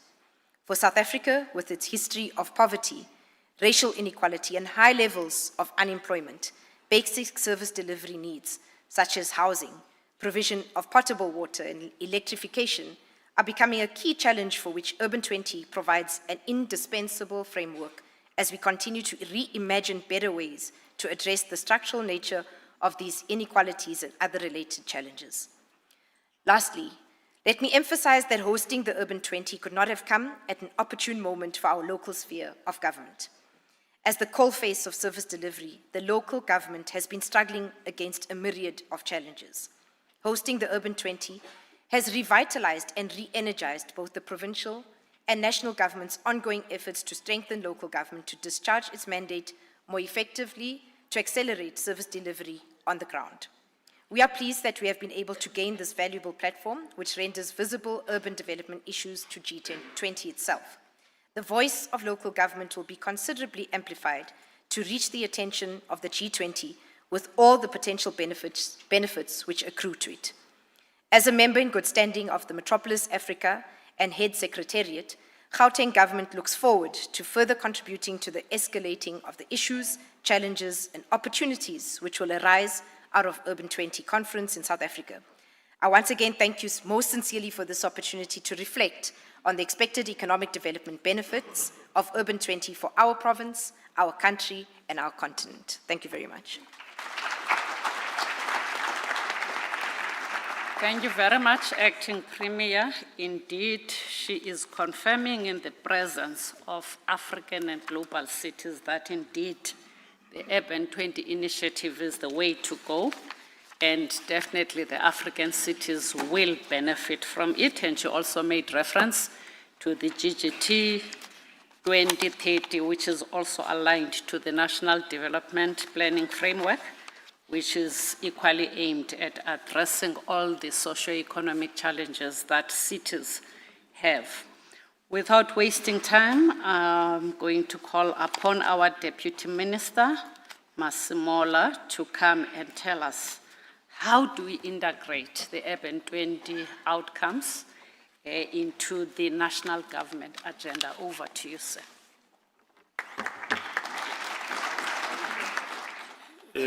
Thank you very much, program directors. A very good morning to the Executive Mayor of the City of Tshwane, Dr. Moya, together with members of your mayoral committee who are present here this morning. The Acting Premier of the Government of Gauteng, MEC Tasneem Mudara, and senior officials from the Provincial Government of Gauteng who are here in this meeting as well this morning.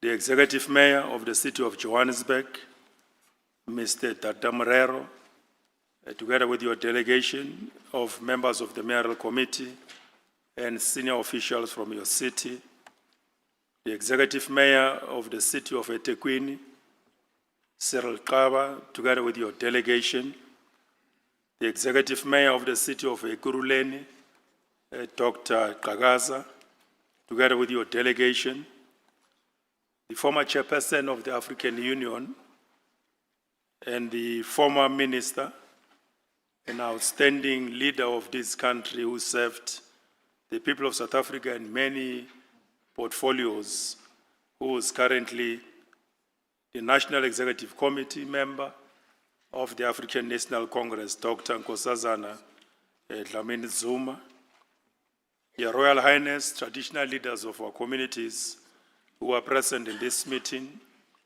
President of SALGA, Becky Stoffel, together with your delegation of deputy presidents of SALGA, who are here as well this morning, vice chancellors and principals of universities who are present as well in this meeting, Assistant Secretary General of the UCLG, Mr. Pablo Fernandez, together with your team, Deputy Executive Director of C40, Mr. Kevin Austin, Dean of African Diplomatic Corps, His Excellency Andre, together with your delegation, members of the Executive Councils and mayors from South Africa and as well as elsewhere in the continent and of course also in other parts of the world who are part of this meeting.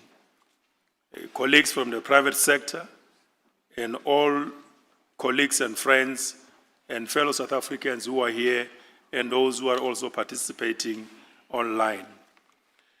Allow me, Chairpersons, to firstly express my words of greetings to the Assembly of Local Government Leaders constituted by illustrious persons in their eminence. It is an honor and a privilege for me to be standing before you this morning representing the Minister of Cooperative Governance and Traditional Affairs, Minister Nkosazana Dlamini-Zuma. Our Minister is supposed to be addressing you this morning, but due to pressing matters caused by disaster in the Eastern Cape, he couldn't make it because he has to be on site to attend to demanding situation in that part of the province. And therefore, he has delegated me to represent the ministry and him in particular, but most importantly, to represent the government of the Republic of South Africa, led by His Excellency President Matamela Cyril Ramaphosa, who is the current president of the G20 countries. To us as COCTA and the national executive of this country, this assembly is indeed a historic meeting given the character of the U20 and its place in the equation of global governance and as well as multilateral forums. It is a real constant platform of engagements to continue to sharpen instruments of management and leadership and guide the course of action going forward. It facilitates interacting accountability and assessment of progress made in serving the unbending posture of global perspectives on matters of local government. Today, I'm standing in front of you at this platform of global city diplomacy convened in Tshwane in the Republic of South Africa as a continuous platform of imperative conversation from Sao Paulo in Brazil previously. An assembly of local government leaders linked to G20 countries summit that will take place in our country towards the end of this year. Indeed, it is a historic platform in our country, in our continent at large. It is an important platform to contextualize the geopolitical dynamics and the extent to which they impact our countries and our continent, and of course our cities and many localities throughout South Africa and many parts of this continent. Unavoidably, Chairperson, as part of the global community, we cannot be uninterested in what is happening in the hemispheres of the world that constitute the geolocations of our globe. As African countries and cities, through these applicable platforms of political and economic engagement, we should create resilient institutions for trade and as well as sustainable social relations.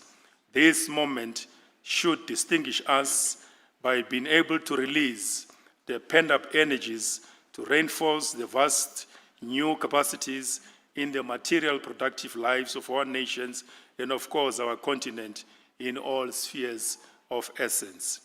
Mobilize national governments to intensify their focus on agreed and development plans and adopted programs for new social purpose, so much expected by our communities on whose behalf we are meeting here today to converse on matters of their social and as well as economic conditions. Chairpersons, this confluence of minds is destined for discussions of critical issues linked to our collective endeavors and commitment to transform the urban landscape of our cities, an issue that remains central on the agenda of the national governments, and of course the South African government as well is very much preoccupied by all these matters of national importance. Just a few weeks ago, chairpersons, cities from across the world convened under the Urban 20 banner to articulate a bold urban vision, one grounded in sustainability, equity, resilience, and as well as inclusive growth. As co-hosts, the city of Tshwane and the city of Johannesburg had the privilege not only to showcase the vibrancy and challenges of African urbanism, but also to ensure that Africa's voice was amplified in global urban diplomacy. Obviously, chairpersons, from our articulations in this meeting, we would empower the continent and our country to continue to facilitate involvement and positioning of local government on matters of national importance in serving the people that we represent as their political leaders. Significantly so appreciating the local spaces local government is allocating for national development objectives to find expression on the ground in the interest of the people, like I said, that we are leading.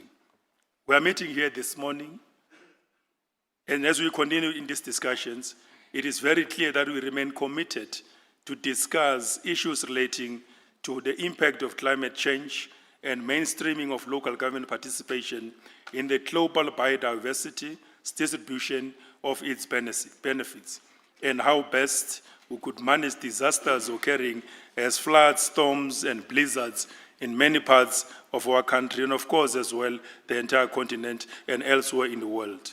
To discuss the aesthetics of our cities and surrounding areas, the need to deliver services and infrastructure, the development, to look at alternative funding streams to meet the demands of rapid urbanization and the management of just energy transition, and the provision of green infrastructure so that we can be able to navigate these complex matters of policy importance. We are meeting here equally important, chairpersons, to discuss economic development, to create jobs and address unemployment, poverty and inequality, and strengthen the redistributive power of local government sphere in our country and of course as well in the continent and elsewhere in the world. We are expected to discuss social inclusion and integration to ensure that citizens, despite their social, cultural, and economic conditions, find comfort and safety in their cities, provision of services, of infrastructure, and positioning of cities to carry the development objectives of our country's macroeconomic development strategies and ensure sustainable urban development. These matters require collective management and as well as leadership.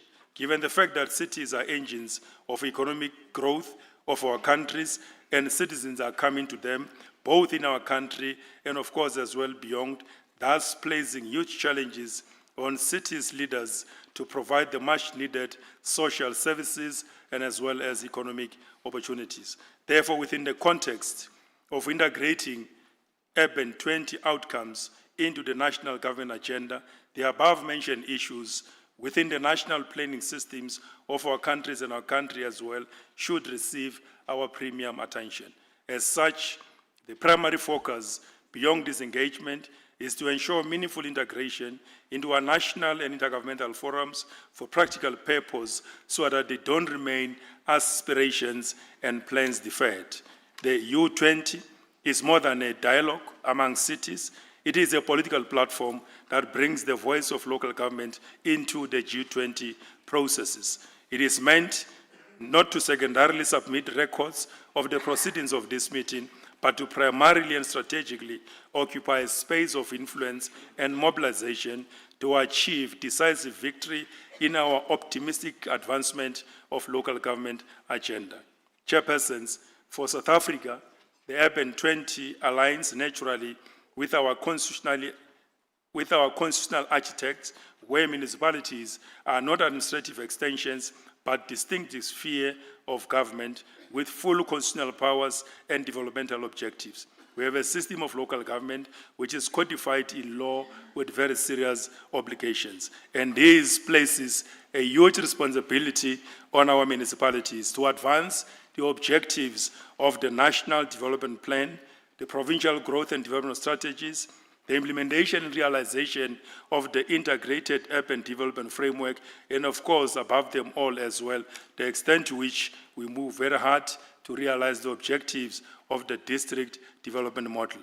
And in this regard, chairpersons, we're working very hard, working together with South African Local Government Association to internalize and intensify realization and adaptation of the IUDF by all our cities in the country, so that we can be in a better position to take forward the actual response from a policy point of view to all complex and difficult matters which characterize our localities. This Assembly, therefore, should appreciate changes in approach and content for qualitative impact in their engagements with national government for meaningful integration and as well as realization.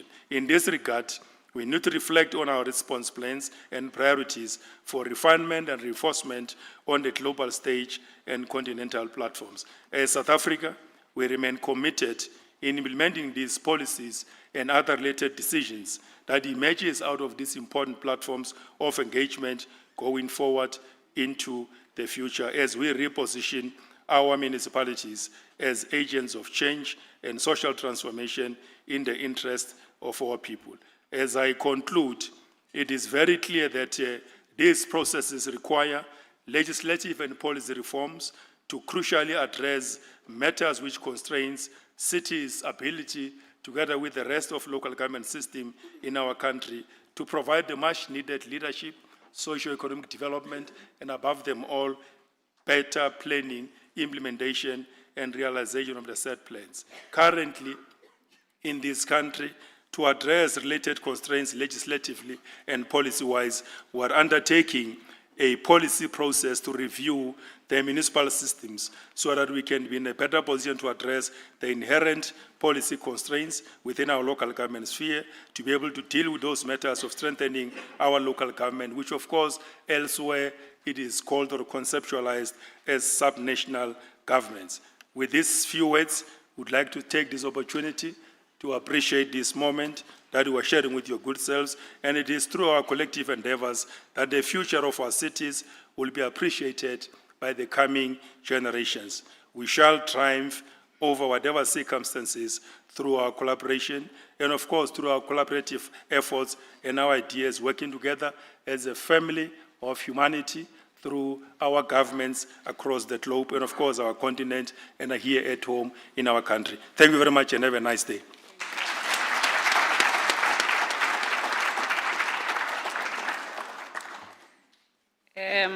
Thank you very much, DM.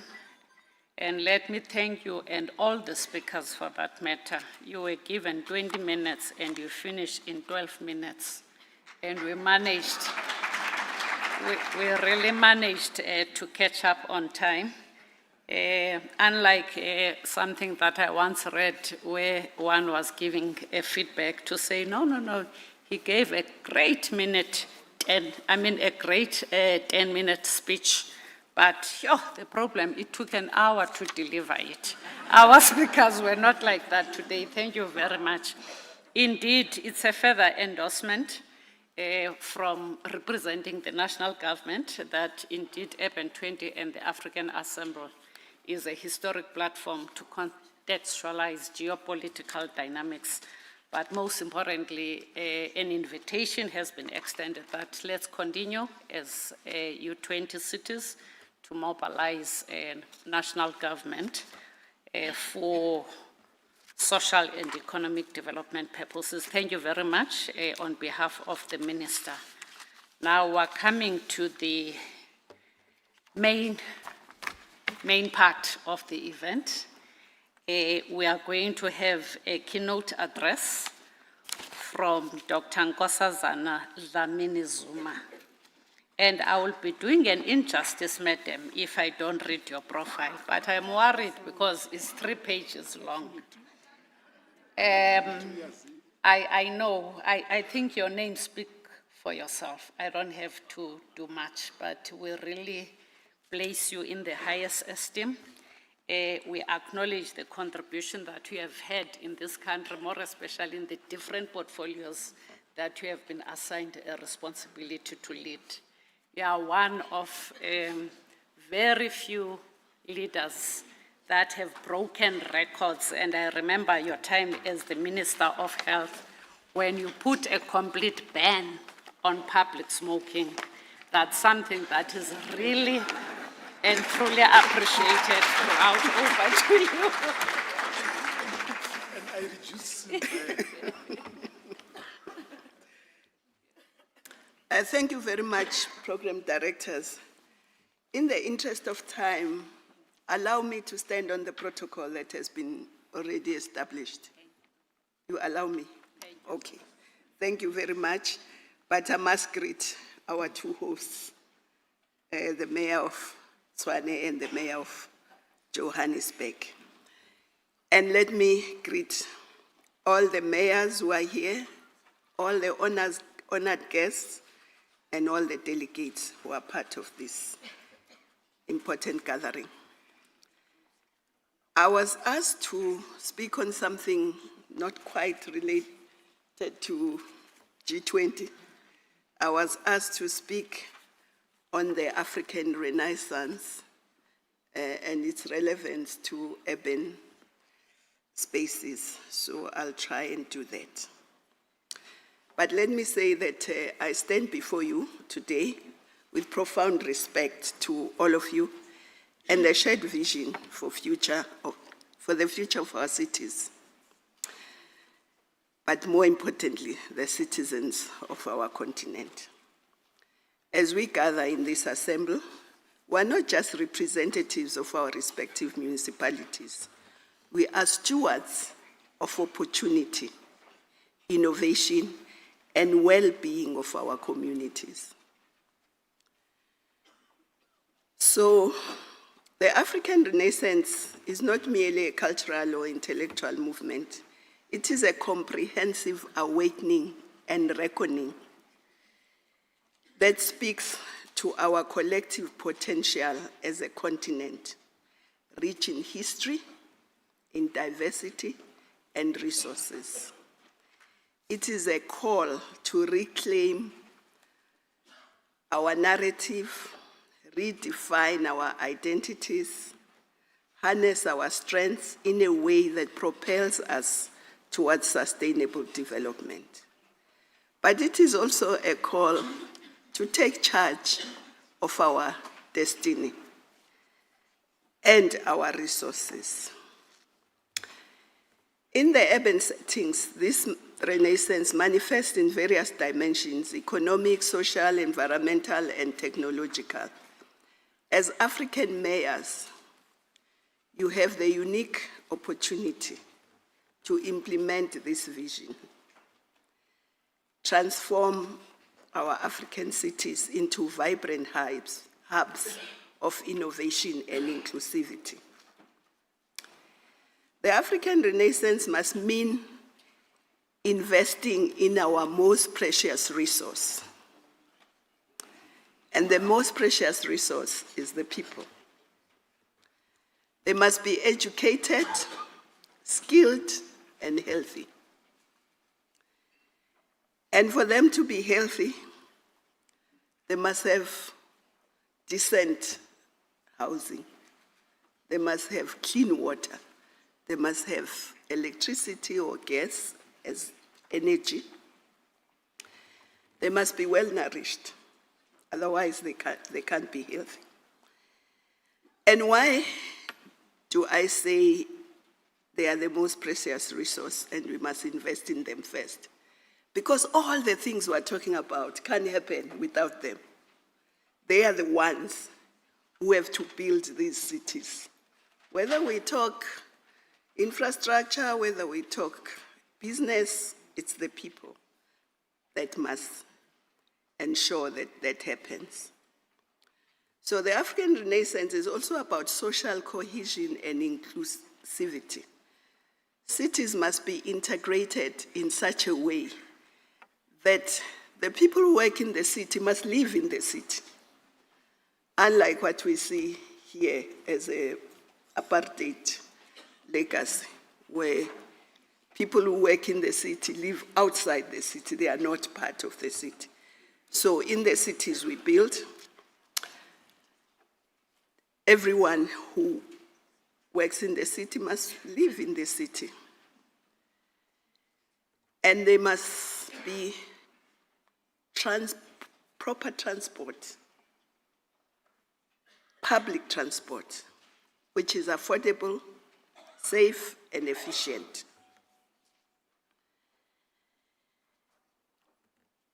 And of course, decent healthcare and quality education. And the cities must be safe, especially for women and children. Because if they are safe for women and children, they'll be safe for everyone. And we must have smart cities. And I believe in cities that don't sleep. Yes.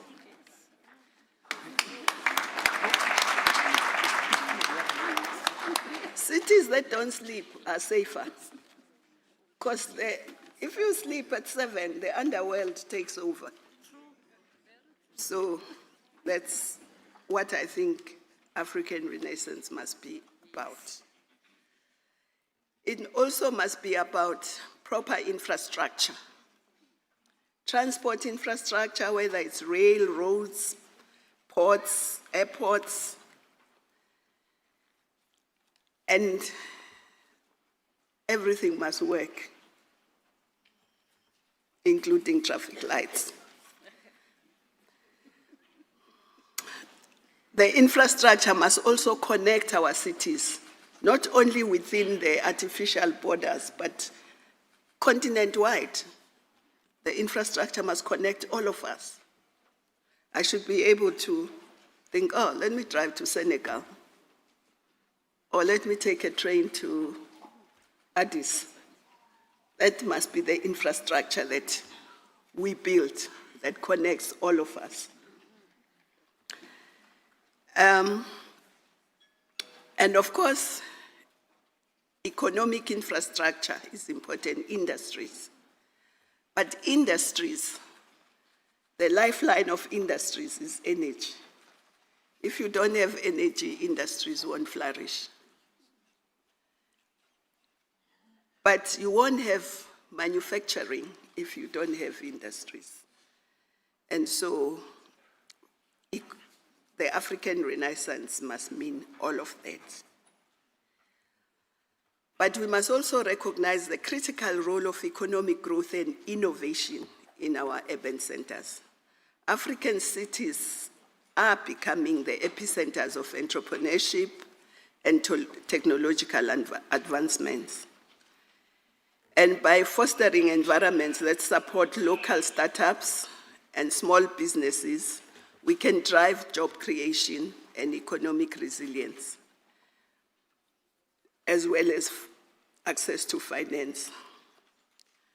We talked earlier, somebody talked about the continental free trade. The continental free trade can only be a reality if we have manufactured goods that we trade amongst ourselves. And those goods must move freely within the continent. Not only goods, but the people must also move freely within the continent. And therefore, it means the continent must be properly integrated and united if we are to really have the African Renaissance that we talk about. But there are lots of good things happening. The potential of digital economies and tech hubs are emerging in our cities. Lagos, Nairobi, Accra, and many others. And these cities are not just actors, but they are shaping the digital space. Our cities are melting pots of cultures, languages, and traditions. So it is our duty to celebrate diversity and create policies that promote social equity. The cities must prioritize, amongst other things, the arts, sports, culture. The telling of our stories is essential. The writing of our history is important. We must not rely on other people to tell our stories. That's what African Renaissance says. We must tell our stories. We must reclaim our narrative, because we have seen what happens when other people tell our stories. They tell them from their perspectives, not from ours. We also need, all of us, to have decolonized minds. Because if we don't decolonize our minds, we will be colonized. We'll remain colonized. One of our noble sons of this soil, Steve Biko, used to say, the most powerful weapon in the hands of the colonizer is the mind of the colonized. So that's why it's important to decolonize our minds. But why am I talking about sports? Sports is a crucial part of our society. Besides keeping people fit, it brings people together, keeps young people away from the street, and the same goes for cultural centers. They give our children spaces to express themselves. And we know the creative industry is a big job creator. And we need more Nollywoods. Yes. And also, African Renaissance in the cities means fostering participatory governance, empower our citizens to engage in decision-making processes that affect their lives. This inclusion is not only a moral imperative, but a practical one. Cities that embrace diversity and are more resilient and innovative. But I also want to say, in all this, women and youth must be part of driving all these processes. And I'll say without fear of contradiction that no country can ever reach its full potential if women and youth are not part.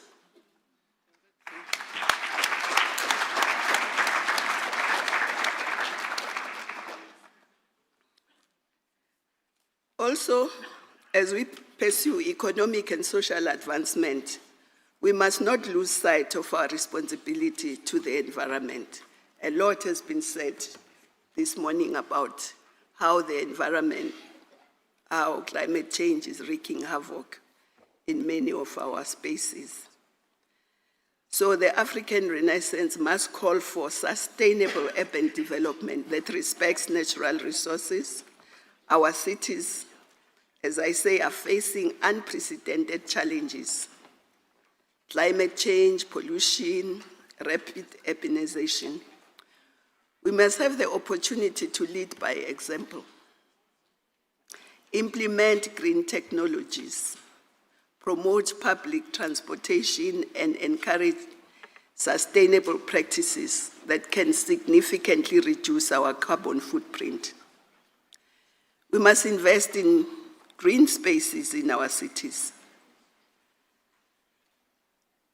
And besides it reducing pollution, but carbon footprint, it also enhances the quality of life of the citizens, creating environments that are not only livable, but are enjoyable and thriving. We must leverage on technology as a powerful enabler of the African Renaissance. In our urban setting, we can leverage technology to enhance service delivery, improve governance, and foster community engagement. We must build smart cities. And these initiatives can streamline municipal services, make them more efficient and accessible to citizens. Moreover, technology can bridge the gap between citizens and their local governments. Platforms that facilitate communication and feedback empower residents to voice their concerns and contribute to solutions. The participatory approach strengthens the fabric of our communities. We must build cities where young people wish to stay and fix our continent rather than want to leave our continent.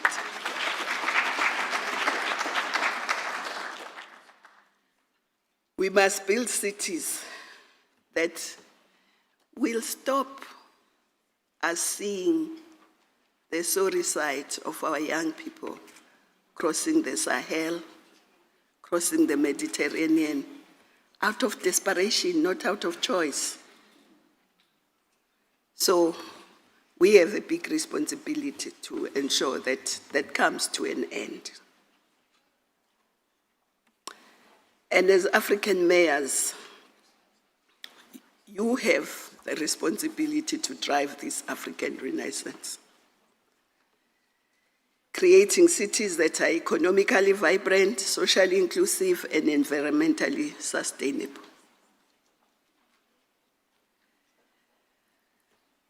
The cities are a critical part of building the Africa we want and promoting an implementation of the African Continental Free Trade. So without you participating fully in building the Africa we want, we'll never have the Africa we want. Because the Africa we have now is not the one we want. So let us all commit to fostering innovation, celebrating diversity, prioritizing sustainability in our urban policies. Together, we can build a brighter future for our cities, our continent, and its citizens. A future that reflects the true spirit of the African Renaissance. I wish you all the best. I don't want to take too much time off there.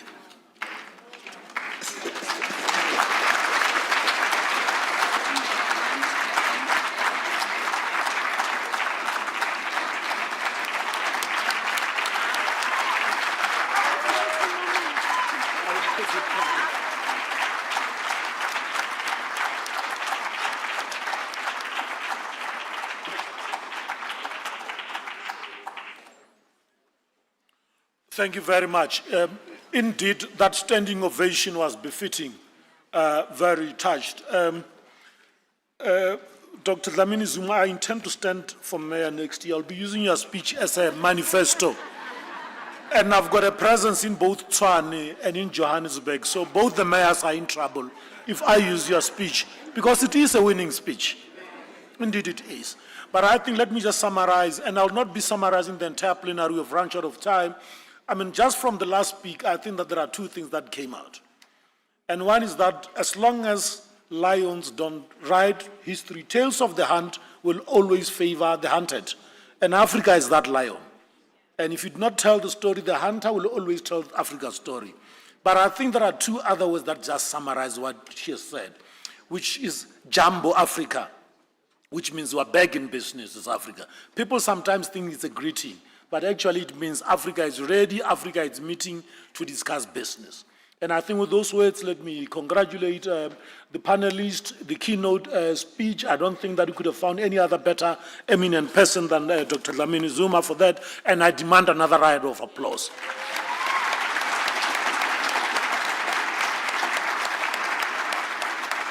I am only demanding it because that ovation stole my selfie moment, but I'll still be able to take it. As we break now, we are breaking for the Sherpa discussion, which is a closed session. We would have a press conference in here, and then there are exhibitions to see. So I would actually like at this moment to then exclude, to thank everybody else as well as my co-chair, Sis Vuyo, who's the CEO of the City of Tshwane, for the opportunity to co-chair with her, and say that the announcements are that the Sherpas will go to the closed session, the plenary room will be used for the press conference, and then the other principals and mayors, please visit the micro exhibition there. You'll find good innovations made in Africa. And we think that's a good opportunity. And then in terms of the other announcements, lunch will be served at the foyer for the rest of the delegation. And then in the Ruby room for the Sherpa, there is also translation for both Portuguese and French in those rooms for the Sherpa. And with those words, I want to once again, on behalf of the co-facilitators, thank you and wish you a very good 2-day of the U20 summit. Thank you very much, ladies and gentlemen. You yes, you want that selfie. So sad. Selfie moment.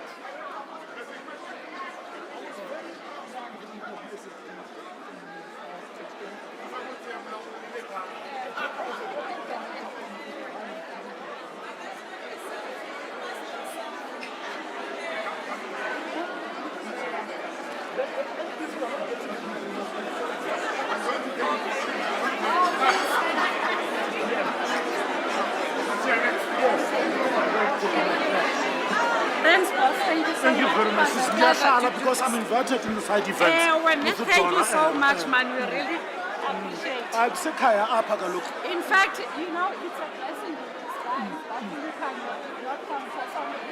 No, I thought, Perfect.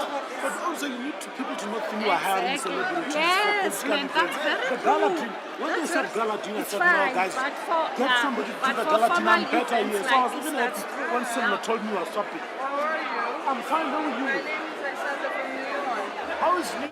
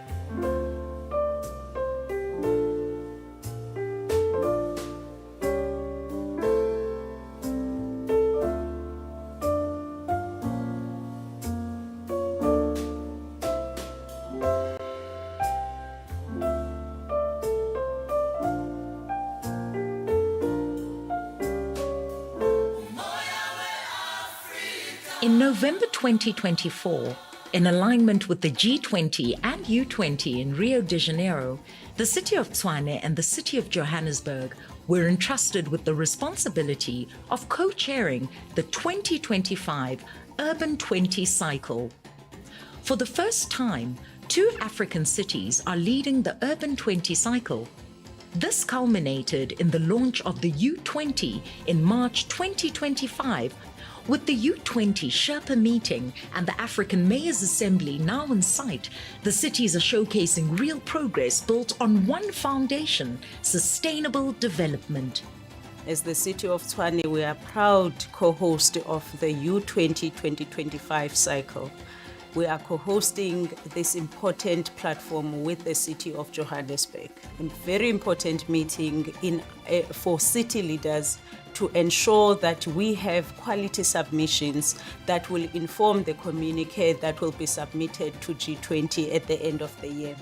A just and inclusive city must be one that moves cleanly and efficiently. Tshwane and Johannesburg's climate-linked investments in transport are reshaping how people connect. Buses powered by compressed natural gas, non-motorized transport corridors, and electric vehicle incentives are creating cities that are greener, healthier, and more equitable. Every kilometer counts towards climate goals. Waste is no longer the end of the story, it's the beginning of a new one. We are in the process of turning landfills and the entire waste value chain into opportunities. Climate finance is important to help cities power their future. Solar panels line the rooftops of city buildings. Biogas from waste fuels homes and industries. This is not theory. This is energy transformation in action. These projects reduce emissions, protect households from volatile energy prices, and empower youth with jobs in green technology. The cities are turning sunshine and waste into prosperity. This isn't about isolated projects. It's about a united strategy.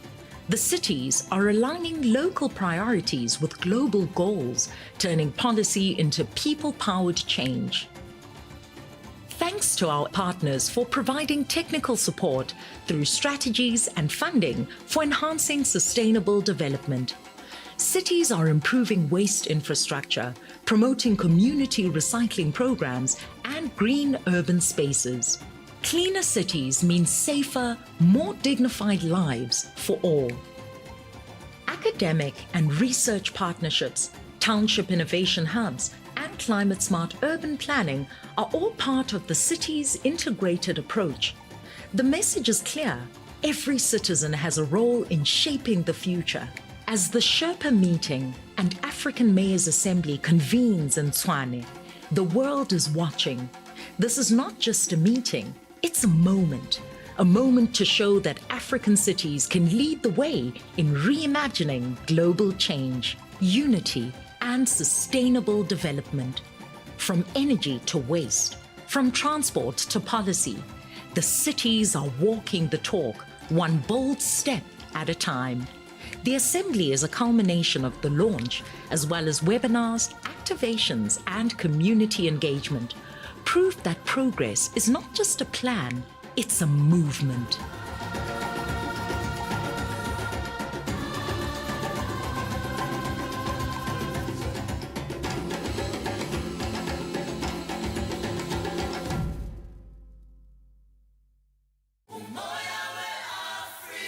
In November 2024, in alignment with the G20 and U20 in Rio de Janeiro, the city of Tshwane and the city of Johannesburg were entrusted with the responsibility of co-chairing the 2025 Urban 20 cycle. For the first time, 2 African cities are leading the Urban 20 cycle. This culminated in the launch of the U20 in March 2025, with the U20 Sherpa meeting and the African Mayors Assembly now in sight. The cities are showcasing real progress built on one foundation: sustainable development. As the City of Tshwane, we are proud co-host of the U20 2025 cycle. We are co-hosting this important platform with the City of Johannesburg. A very important meeting for city leaders to ensure that we have quality submissions that will inform the communique that will be submitted to G20 at the end of the year. A just and inclusive city must be one that moves cleanly and efficiently. Tshwane and Johannesburg's climate-linked investments in transport are reshaping how people connect. Buses powered by compressed natural gas, non-motorized transport corridors, and electric vehicle incentives are creating cities that are greener, healthier, and more equitable. Every kilometer counts towards climate goals.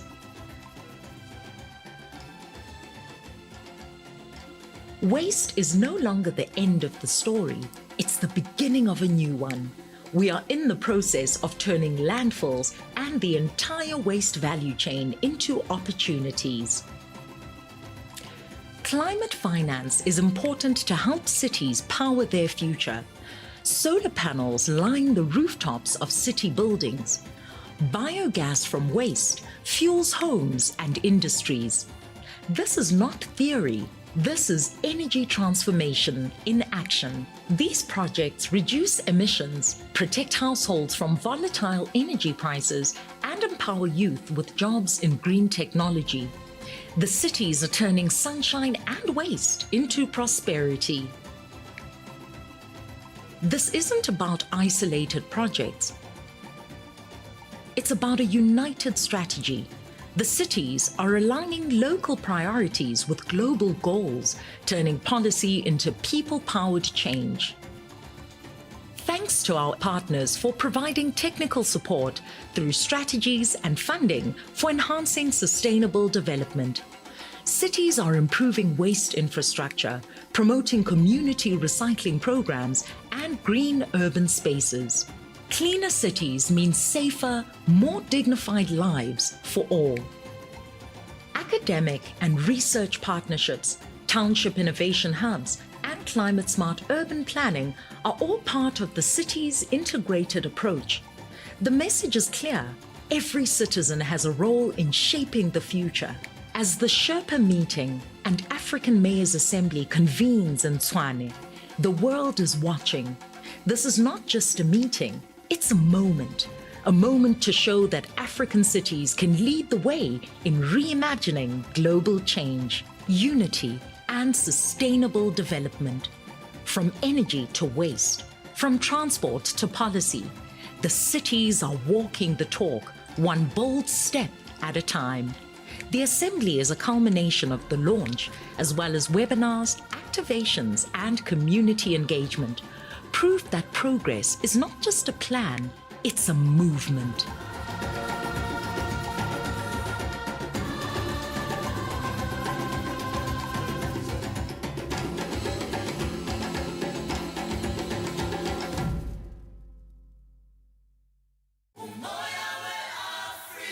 In November 2024, in alignment with the G20 and U20 in Rio de Janeiro, the City of Tshwane and the City of Johannesburg were entrusted with the responsibility of co-chairing the 2025 Urban 20 cycle. For the first time, 2 African cities are leading the Urban 20 cycle.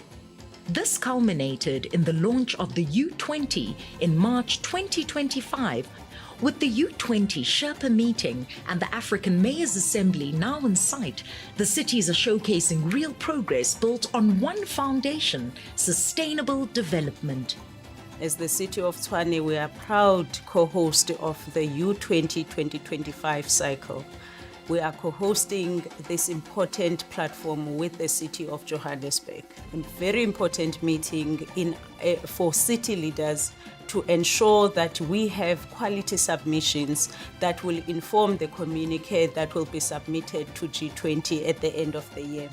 A just and inclusive city must be one that moves cleanly and efficiently. Tshwane and Johannesburg's climate-linked investments in transport are reshaping how people connect. Buses powered by compressed natural gas, non-motorized transport corridors, and electric vehicle incentives are creating cities that are greener, healthier, and more equitable. Every kilometer counts towards climate goals.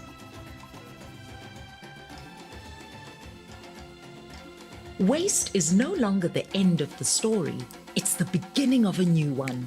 We are in the process of turning landfills and the entire waste value chain into opportunities. Climate finance is important to help cities power their future. Solar panels line the rooftops of city buildings. Biogas from waste fuels homes and industries. This is not theory. This is energy transformation in action. These projects reduce emissions, protect households from volatile energy prices, and empower youth with jobs in green technology. The cities are turning sunshine and waste into prosperity. This isn't about isolated projects. It's about a united strategy. The cities are aligning local priorities with global goals, turning policy into people-powered change. Thanks to our partners for providing technical support through strategies and funding for enhancing sustainable development. Cities are improving waste infrastructure, promoting community recycling programs, and green urban spaces. Cleaner cities mean safer, more dignified lives for all. Academic and research partnerships, township innovation hubs, and climate-smart urban planning are all part of the city's integrated approach. The message is clear: every citizen has a role in shaping the future. As the Sherpa meeting and African Mayors Assembly convenes in Tshwane, the world is watching. This is not just a meeting, it's a moment to show that African cities can lead the way in reimagining global change, unity, and sustainable development. From energy to waste, from transport to policy, the cities are walking the talk, one bold step at a time. The Assembly is a culmination of the launch, as well as webinars, activations, and community engagement. Proof that progress is not just a plan, it's a movement.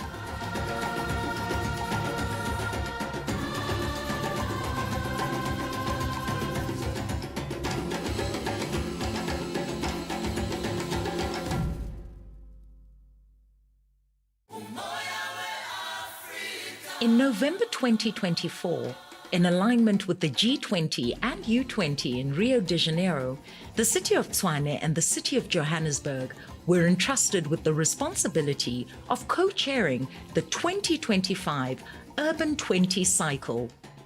For the first time, 2 African cities are leading the Urban 20 cycle. This culminated in the launch of the U20 in March 2025. With the U20 Sherpa meeting and the African Mayors Assembly now in sight, the cities are showcasing real progress built on one foundation: sustainable development. As the city of Tshwane, we are proud co-host of the U20 2025 cycle. We are co-hosting this important platform with the city of Johannesburg. A very important meeting for city leaders to ensure that we have quality submissions that will inform the communique that will be submitted to G20 at the end of the year. A just and inclusive city must be one that moves cleanly and efficiently. Tshwane and Johannesburg's climate-linked investments in transport are reshaping how people connect. Buses powered by compressed natural gas, non-motorized transport corridors, and electric vehicle incentives are creating cities that are greener, healthier, and more equitable. Every kilometer counts towards climate goals.